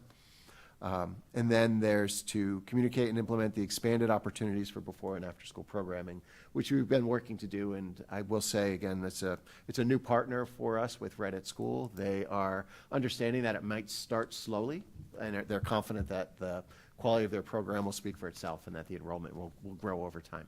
And those of us that have been in those meetings with them heard a similar message. So that's one of the advantages of getting involved with a nationwide company. They're able to run lean in the beginning with the anticipation of growing in the future. Number 3 is new, capturing sort of some of the language from the others. But 3 is to continuously strengthen all schools and classroom communities to ensure every student feels safe, connected, and engaged in inclusive, respectful, and supportive learning environments. And those words there actually come straight from the school charters that were developed at the elementary and middle school. I thought it'd be a nice connection for the Board of Ed and the district goals to reflect the language of the kids and the staff from the buildings themselves. So in breaking that out, that's to feel safe, connected, included, respected, supported. All of those things come right from the buildings themselves. And some of the objectives around there is for us to continue providing professional development for faculty and staff, focused on raising cultural awareness and enhancing culturally proficient and responsive educational approaches. B is to continue partnering with community agencies and experts to develop and/or offer parental education on issues of equity, diversity, and inclusion. C is to research and consider participation in the Open Choice Enrollment Program, which is managed through CES. And then D is to continue to provide students with culturally responsive learning experiences while expanding the implementation of culturally responsive pedagogy. And then number 4, and we did this a few years ago, this as goal 4 is really a school climate goal, but we do have our school security under that, recognizing the important connection there. So it's to continue to analyze and update safety and security plans and practices. So A is with the Crisis Advisory Board, continually review, analyze, and update security and safety policies and protocols to maintain alignment with current best practices. As we've discussed, unfortunately, when things happen, we learn from those things, and those best practices do evolve over time.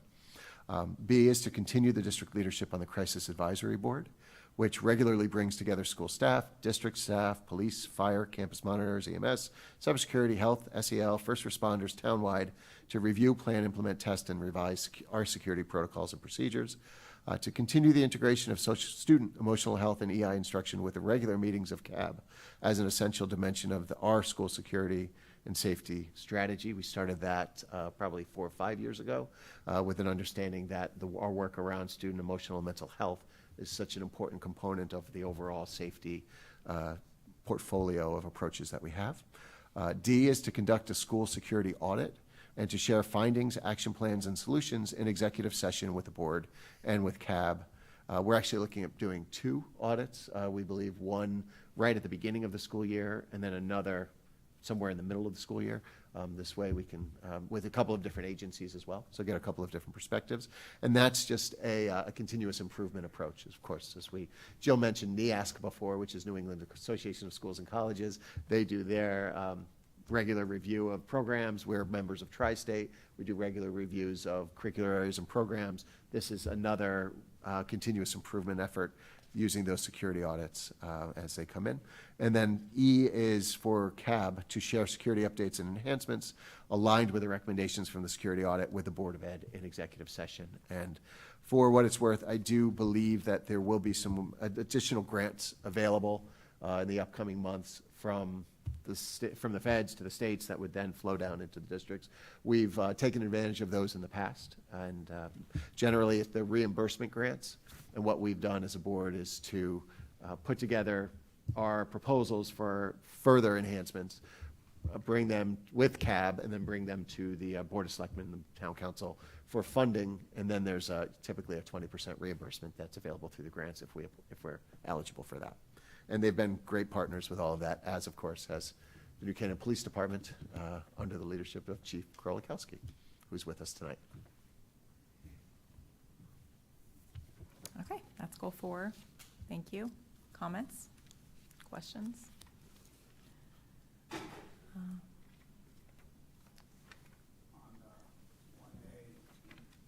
On 1A, on 1E, you struck out during the pandemic. Why not do the same on 1A?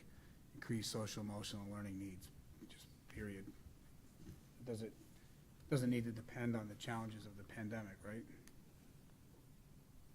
It doesn't. I think that Does or no, it does not. Yeah. No, I think you're right. It's we're seeing the increase, right? And so that's really what matters. Kinda Now, what it may, hopefully it'll come back down, right? But But it was also certainly something we saw in the increase before the Yeah. pandemic. Yeah, Right, so like, Yep. don't- I support that, yeah. So, social emotional learning needs of students. yeah. Yeah, keep the increased. Yeah, responsive to the increased social emotional learning needs of students. Yeah. Yeah. Good. Yep. Tonight. Erica? On 2C, communicate and implement expanded opportunities for after-school programming. It sounds like we're not the implementers of that we're more supporting those opportunities. It's true. We are coordinating, and, you know, they're using the buildings and other things. But yeah, I think that, You could say facilitate. yeah. Thank you. Dan? So, this is, just the actual goal for, and, you know, others might disagree, but responsible global citizenship just rubs me the wrong way. It's not a thing. It's like, you're not a global citizen. So if we wanna, like, I know there's other areas where we talk about like complex global society. I just think it's, like, if we wanna talk citizenship, we can talk citizenship. If we want, like, we're talking, you know, like climate, we can do it, but I just think, I don't know what that is.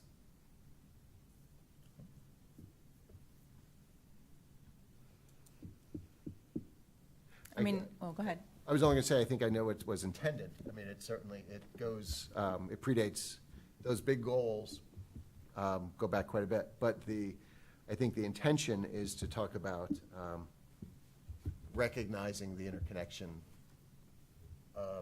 So students are learning to be, we talk about them being global citizens, they're being, they're aware of the variety of different cultures, places, traditions, things where they could succeed, bring a transferable skill set with them regardless of where they go around the globe. But I'm not advocating one or the other. I think that that's the intent. But I mean, I see it as, in addition to what you said, I see it as, you know, teaching civic responsibility for our students, to our community, being New Canaan, to our nation, and to the greater world, and thinking about a lot of the work that our kids do, interacting with students from other parts of the world as part of that curriculum, or some of the you know, community service that they do and fundraising they might do for projects and to support students elsewhere. And that's kind of what I picture fitting under that idea, is expanding their horizons. So, other thoughts? Penny? I think we included that at a time when we were recognizing that, you know, we're not just New Canaan, we're not just the United States. You know, we're creating, you know, students who are going to go out and support and be creative and contributing citizens, or whatever word you want to use, you know, wherever they end up. If they end up international, if they stay in the United States, and that this concept of being the interconnectedness of the world is, we want to make certain that our students are prepared to enter that challenging and dynamic and complex global future that we all have. So I'm not particularly wedded to the word citizenship, but that was the best I think that we could do at the time. You know, there might be a slightly better word, but that's the feeling, that it's important that we, you know, recognize and make certain our students are ready to handle that world. We can think about a different word if that Say community member instead of global citizenship. community member. I mean, to be a responsible global community member. I like your point, Katrina, about like, they're members of New Canaan. They're residents of Connecticut. They're part of the US, and then you can get to the globe. Like, I think this seems like we skip all of that and go right to just like global citizen, and I think that I'd actually like to tie it back to some of those other things as well, if we're gonna keep it. Okay. Yep. I Julie. agree with Dan. I think if we're we're gonna throw out global, I think it's important to start with, you know, the smaller scale and lead up to global. Yeah. Important. So it's civic-mindedness, I think, is what you're saying. It's just in that could be members of multiple communities and how we think about it. You could say, promote a healthy environment that fosters respect, ethical behavior, and responsible local, national, and global citizenship, or something like that, if you wanted to put Yeah. all I like three in. that. I think that's good. And we could probably, if we That's what thought we are about it trying longer, to we'd do. probably come up with I something like better. civic responsibility Yeah. sounds good to me I too. like I mean, is that what you, is that consistent with what was intended? Because that's, The problem with civic responsibility is it's very narrow. At least to me, it it's, seems local, yeah, yeah, exactly. in a way. But, you know, I think it's, And we're trying to do more than just promote civic responsibility. I mean, it may be implied that way, but I do think civic, you know, civic responsibility to the whole world is a valid concept, so. I'm in favor of what Penny just said, because it gets to Okay. local through global. Do you want to think about it a little bit? No, I'm just looking, I just wrote it, and so it's, and responsible local, national, and global citizenship. Okay, somebody comes up with something better. But I like it. I do think if everybody did that, the world would be a better place. Yeah, agreed. Okay, Penny's gonna. Penny? So I was just wondering, in item number 3, which is a little bit of a restatement of, you know, we've transferred the old 3 into the new 3 and maybe gotten away from some phrases that have been politicized. But I'd like to add in the concept that we wanted our students to graduate with sort of an awareness of the, you know, all the differences and diversity in the world, as well as just everybody feeling respected and engaged, you know, engaged as an individual. Because, if you look at New Canaan, the one thing we do get graded poorly on at niche.com is diversity. You know, I think we're C- on that. And you know, there's not much we can do about that. But what we can do is make certain that we, as a school district, sort of embrace diversity and nurture it and accept it. So that's accepting each other and accepting all the differences that people have in all kinds of different ways. So I would like to see something brought into the language that takes care of that. Okay. I just have a related question on that, which is, should that be part of goal 1, number 2, objective 2, where we talk about, you know, graduation standards and Yeah, is that that's, part of it? it's one of the challenges with this work in a way, right? And I remember all the way back with other board members having this conversation as well. It's embedded in the work in a variety of different ways. So for instance, the vision of the new Canaan High School graduate, I would imagine to some degree, depending upon, you know, that process, whatever, would include something, Penny, very aligned with what you're saying, as it's developed, you know, and collaboratively developed and brought forward. So it's embedded in the work in that way. Certainly, you know, there's a value to breaking it out explicitly, because in some ways your goals are value statements, right?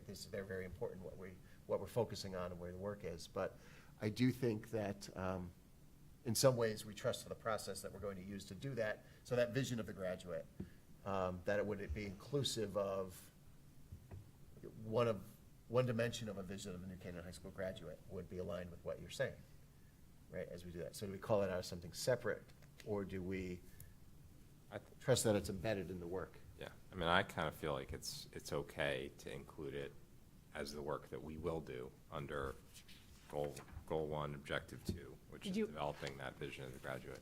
Were you thinking of changing any of the language in that I goal 2, or wasn't, just just assuming because it there's was just so our? much that goes into the vision of the graduate. That's work You that don't- we have to do. Right. And this is one piece of that. Yeah, it's a part. Start adding things. Yeah, and you have to add everything. Right, a no, lot that that is we're gonna true. miss. Okay. Yeah, I agree with that.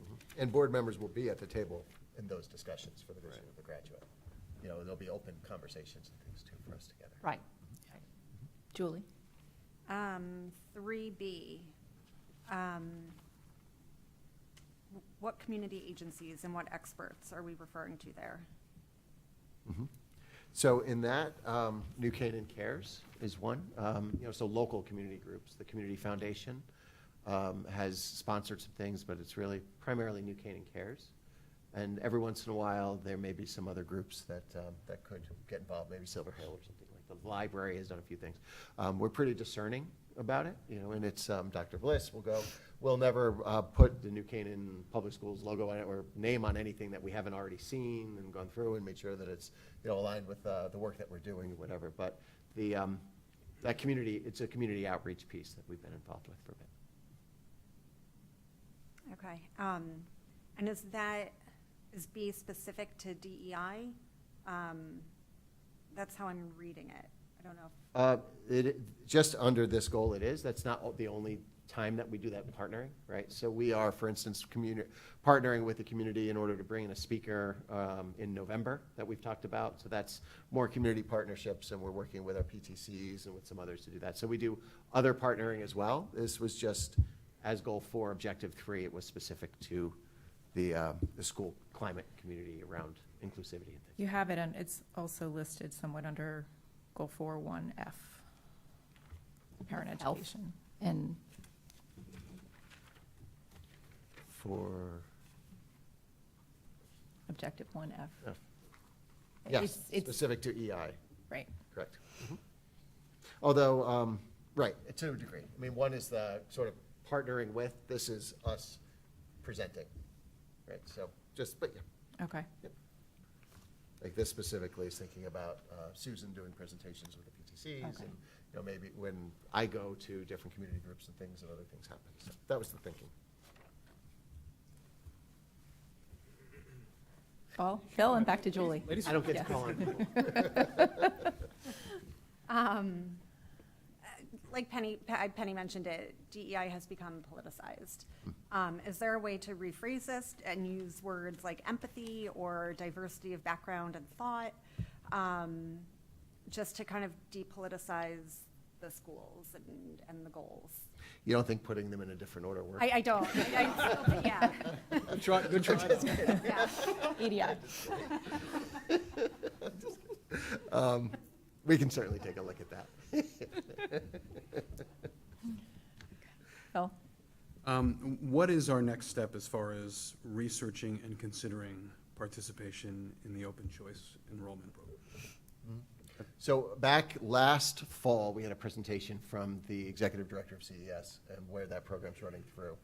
So probably the next step would be to look at the calendar and pick a date and have him come and present, to this board and go through and talk about. They're now a year in, so it's a year later. Kind of what he's seeing, what he's experiencing, and learning from that. If then after that conversation the board's interested, then the next step would be to communicate with some districts that are involved in the program and have them come down and share experiences, whether with us that we report out or with the board together in a workshop, and go from there. So it's about learning as much as we can about it.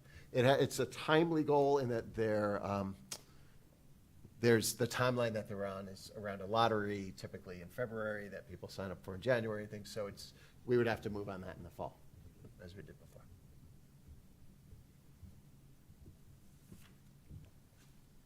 Just one comment on the language. So to me, the language in here is actually pretty important, and I hate the politicization of certain things, but to me it is important, as Penny said earlier. We don't get good marks on diversity. We obviously can't change that, but we can change, through the work that we do, how kids interact with each other, with families, et cetera.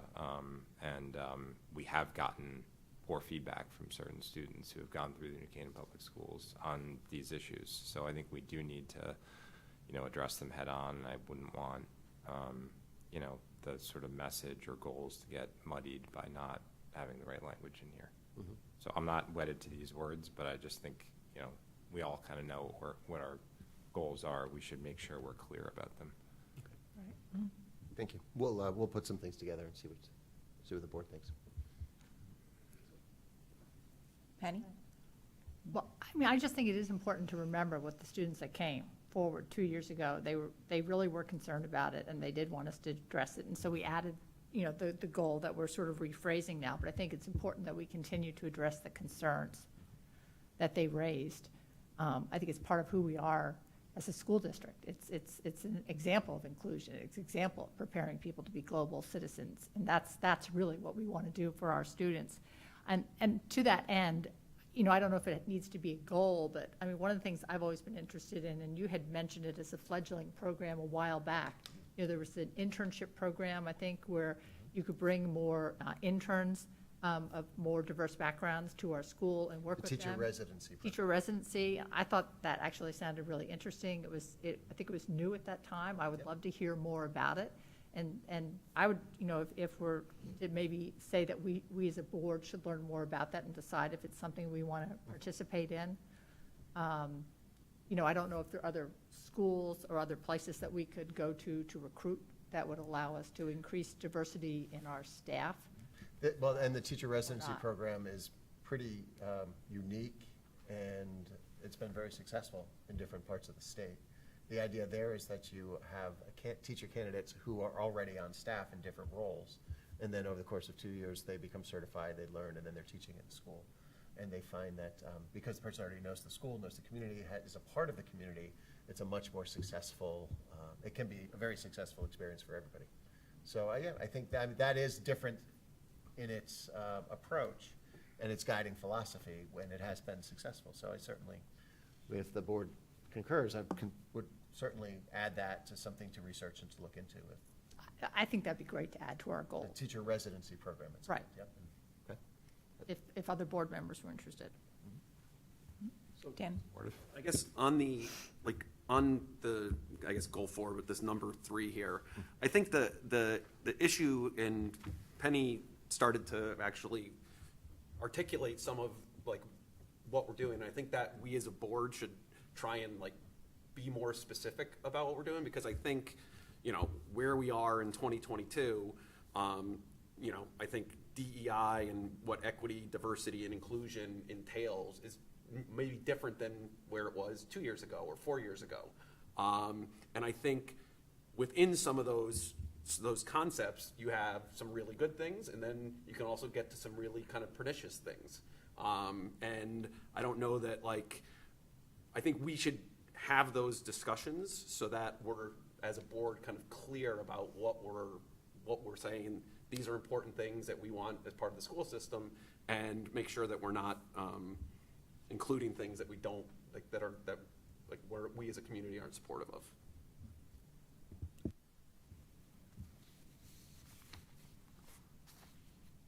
Okay. Bob? Go ahead.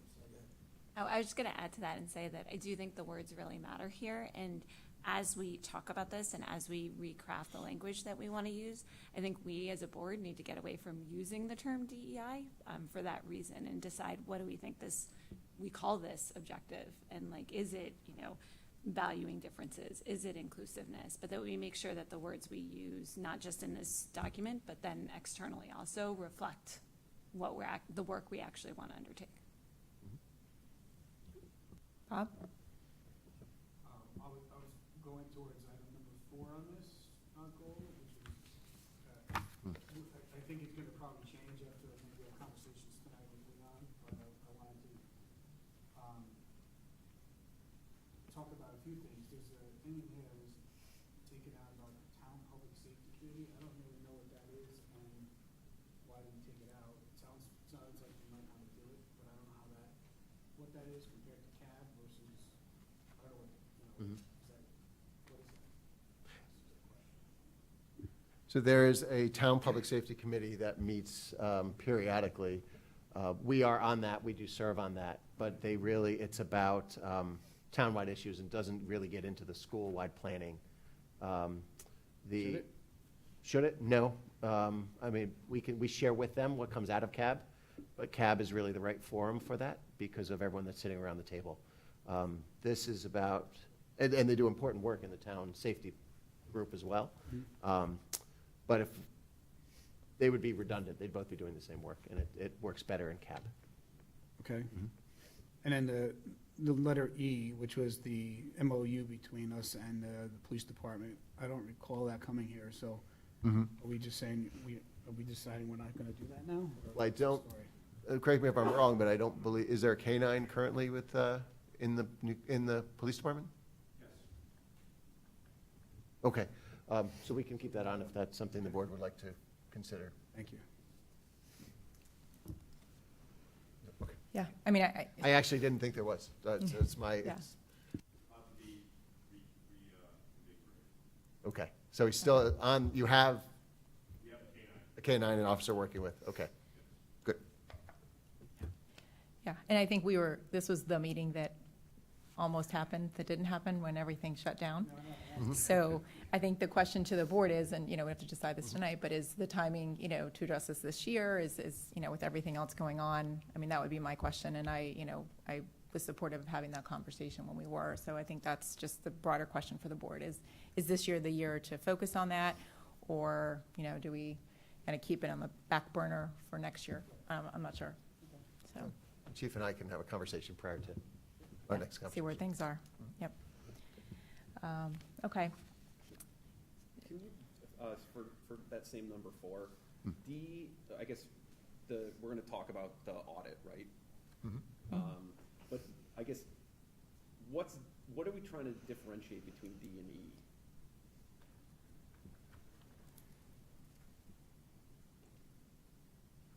Sure, so E was really about taking the recommendations, so there'll be short-term and long-term outcomes from the audits.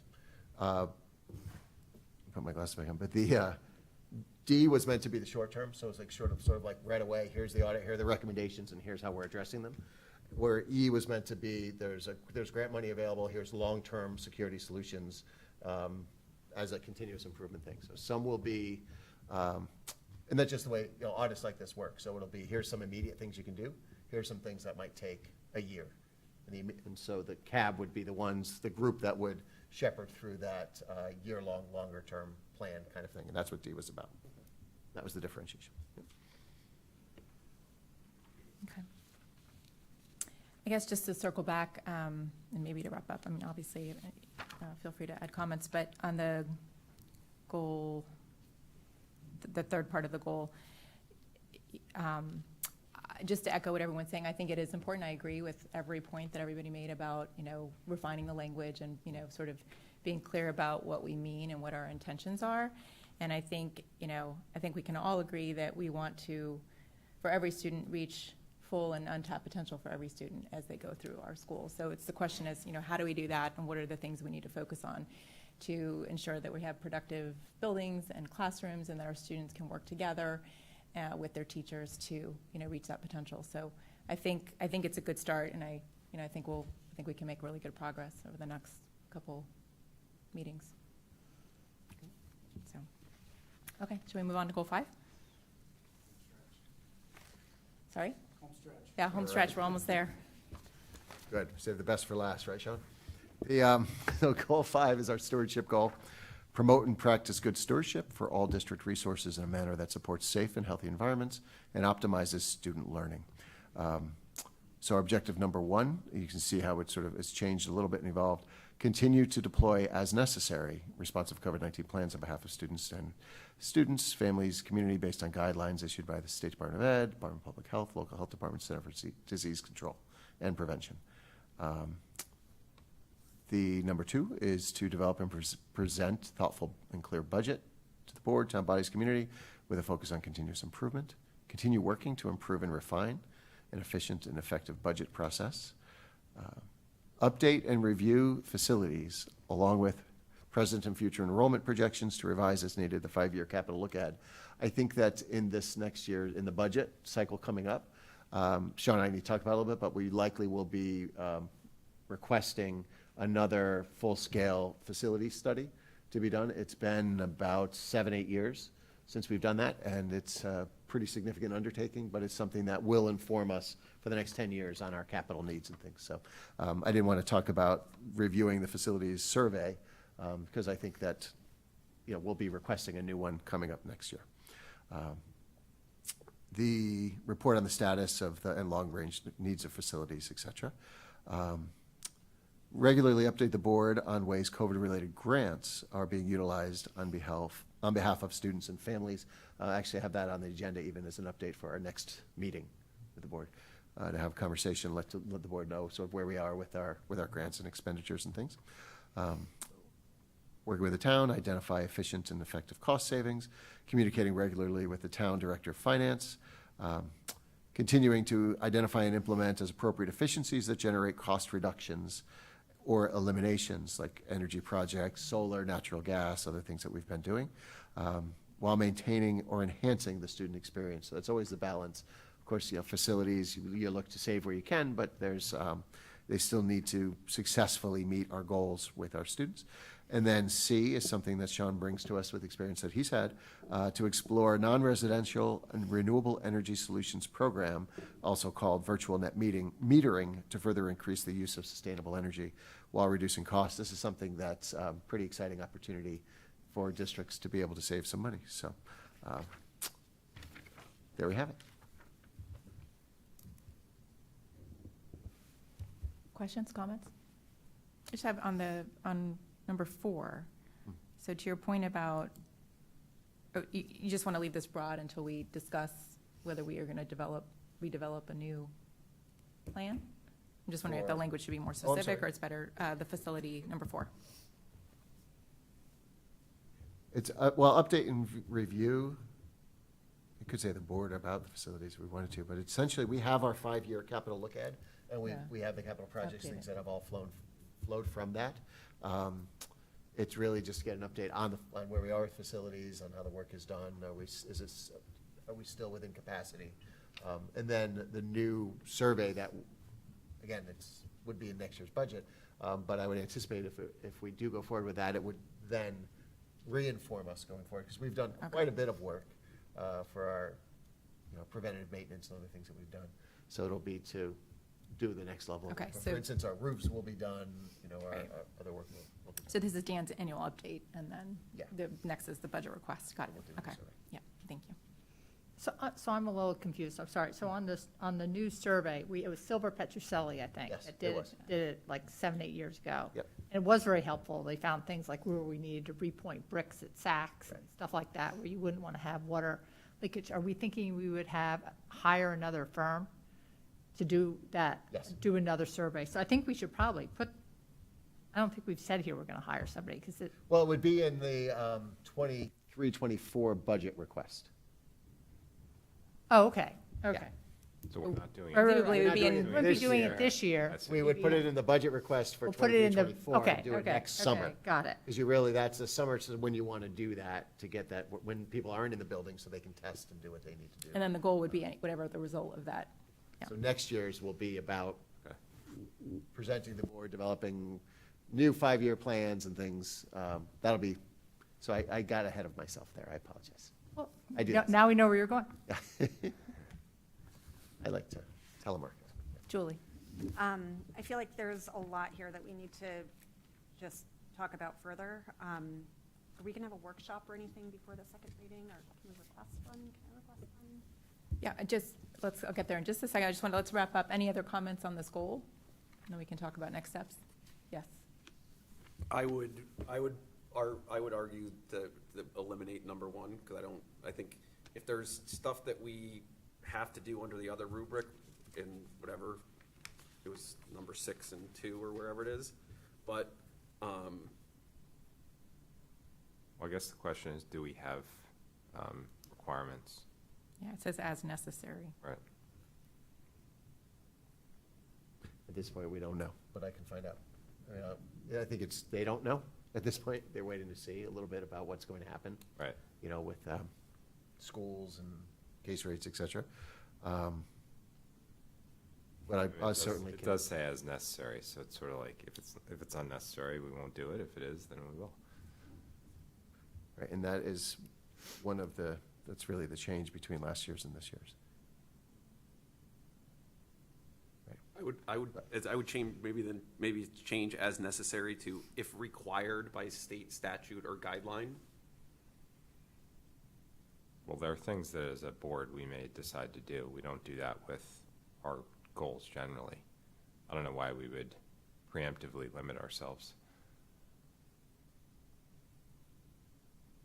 I mean, you could just say, continue to deploy responsive COVID-19 plans based on guidelines issued So it's just, you know, Well, I don't, I would just say I agree. Or with Brenda. requirements We don't want to issued. limit we don't want to limit our authority to act as a board. If we as a board, I mean, we could disagree, right? Mm-hmm. And then not do it if depending on where we were, but we'd but want to have our this authority. allows it to happen even if it's not required. That's the difference. If we as the board decide it should happen, it's Right. as Not if we necessary. approve the goal. No, it says as necessary. It's- And This is- we're managing the New Canaan Public Schools on a. But necessary is a different standard, right? Like, you could make a judgment that it's necessary regardless of whether you're mandated to or not. We could say as deemed necessary by the board, but we're managing the board on a daily, weekly, monthly basis.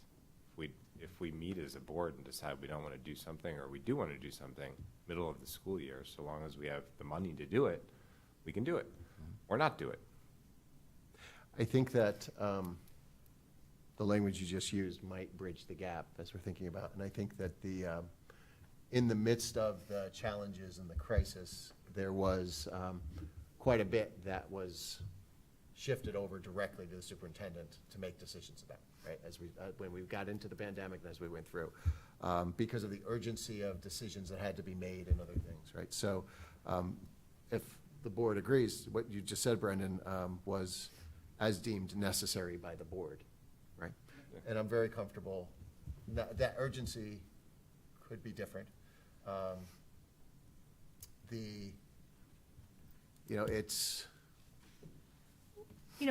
You could just say as appropriate, right? It just gives us the flexibility to do anything or to do little. So if in a month or 2 months, or into the school, whatever, Brian checks that, the website that we were talking about earlier, and nobody's going to it, right?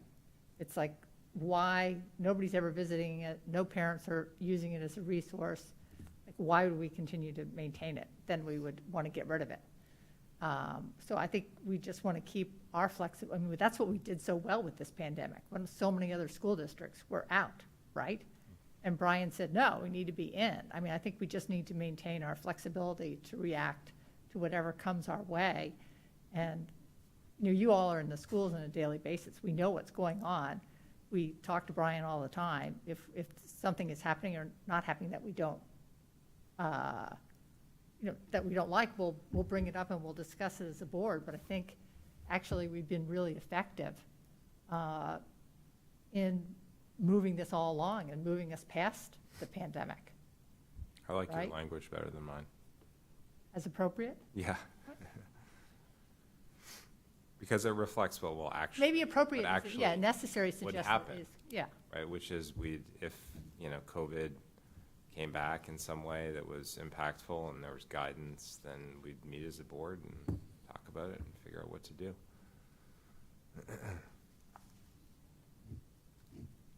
as appropriate.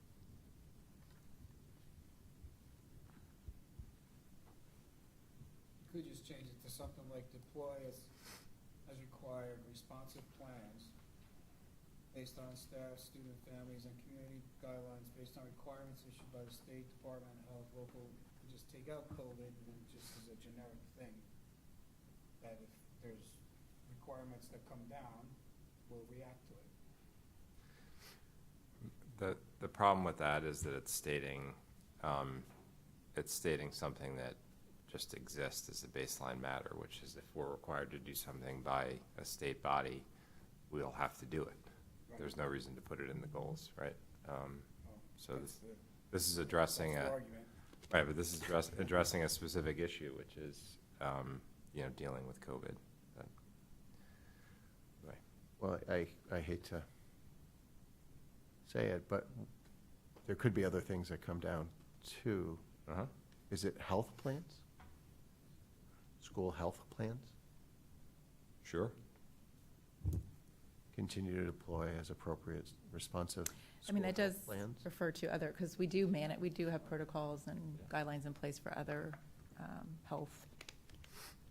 That I think works. that's part of Viral. it, right? Things are changing and we're either past it or we're not. If we're past it, we do this anyway. I guess that was kind of my point. Well, and part of it too, though, is like the CDC is still putting out some crazy guidance that people just aren't following or states aren't required to follow. So like the question is like, there's a level of like, you know, we as a board can always decide to do what is deemed necessary and appropriate, but it doesn't necessarily, it's like, there's a what's required versus what is like the appropriate thing to do, whether it's mandated, required or not. Yeah, I mean, it covers COVID. You know, you could use monkeypox as an example, who knows what's next, but I shouldn't have said it, but it's the obvious situation. So hopefully that's not the one, but, you know, who knows what's next, so, yeah. Get gavelled for monkeypox. Oh, yeah, how'd you get that?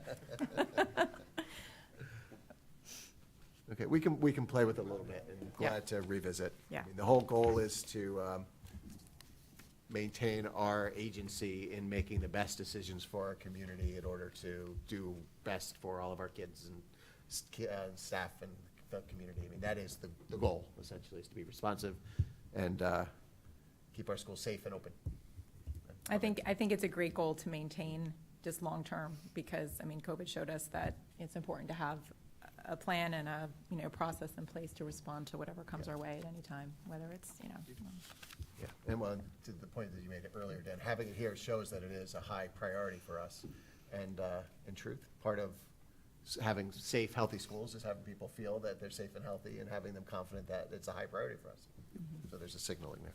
And then on goal 5, number 3, I know this is a focus, and I know Bob's raised it a couple times, but what is the path forward to kind of, you know, revisiting some of the budget process, timeline, and the like?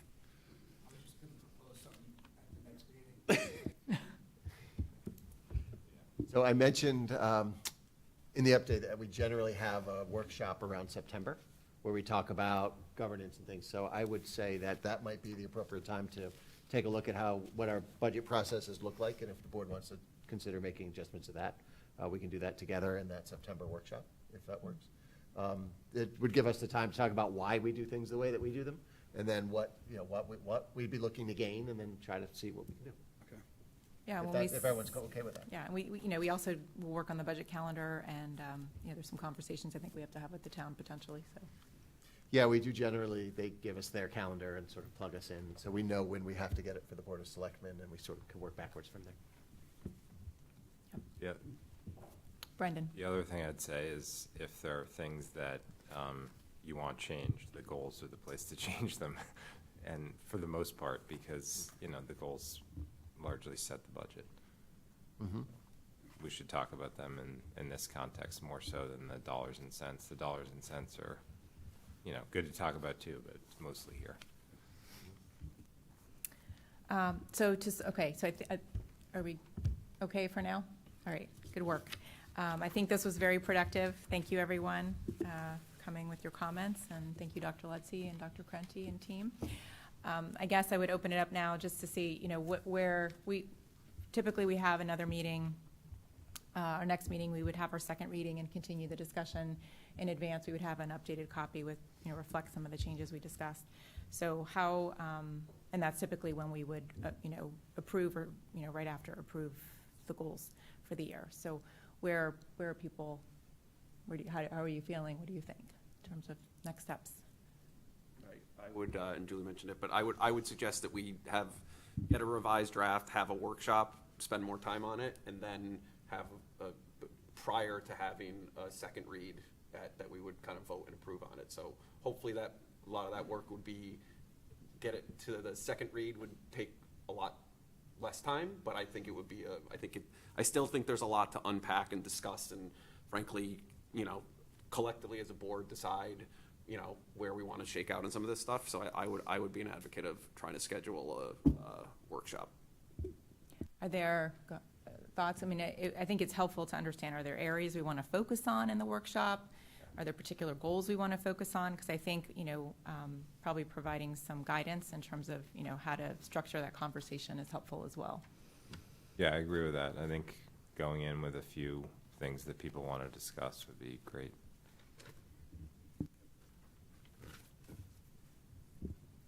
I think goal 4 has a lot to unpack. I'd like to spend more time on goal 4. Okay. Is there more information? I guess my goal is to make sure that that's productive time for us as a board. So if there's specific information or research or, whatever, it's helpful. So either tonight or just let us know. And it may be clearer after I rework based on the feedback that we've gotten, and, that we'll get together and kind of incorporate the comments and get that back out, and then sort of areas of focus may become clearer as a result of that. Go ahead. No, I was just going to move into the logistics of that, but go ahead. It's all yours. That's what I was going to say. It may be hard to schedule some time. Yes, maybe hard to schedule. It's the middle of summer. So one idea was to use, we have a meeting scheduled on August 22nd, so to change that meeting into a workshop format. We could do that. We could try to schedule a separate meeting. That could be a great challenge this time of year, but thoughts? See what we can do. I would vote for August 22nd. Okay, yeah. I mean, maybe we can look at the time and we can see what Could even start a little earlier, maybe do a workshop depending to on begin and then go into the regular meeting, because we do have other business that night, if we're ready. sure. I think I'm happy to do a doodle, but I'm away for most of the first 2 weeks of August, so. Yeah. I just think there's I going to be think- a lot of vacation. I think As most of am I. the town is away the first Yeah. 2 weeks of August. Yeah. I think. Highly unlikely it's happening the first 2 weeks of August, yeah. And I can't do it next week. Yeah. Got to turn these around and get them ready. Yeah, so. yeah. Okay. So I guess if we do it on the 22nd, I think that would work. And if we wanted to try and figure something out the week of August 15th to 19th, when more people are back, we could do that. I'm not pushing one way or the other, but. We'll get a doodle out. It gets tricky on our end, to be honest, Okay. because we have our administrative retreat, we have new teacher orientation, we're getting into, the convocation and the other pieces that come to, that's gearing up at the start of the school year. So, but we'll take a look. I'll go through the calendar. We'll get a doodle out through Michelle to everybody, and we'll see what dates might work. And I'd then- like to make it so that everybody can be there. I think that's If very we do important. end up doing it on the 22nd and could do it if people were available earlier, just to have time to do it, I'd be an advocate of that too. Okay. So again, I'll ask the question. It's helpful if you want to reach out to me, individually, let me know like which goals you think need to be focused on, because I don't think we just want to start from the top and go through it again.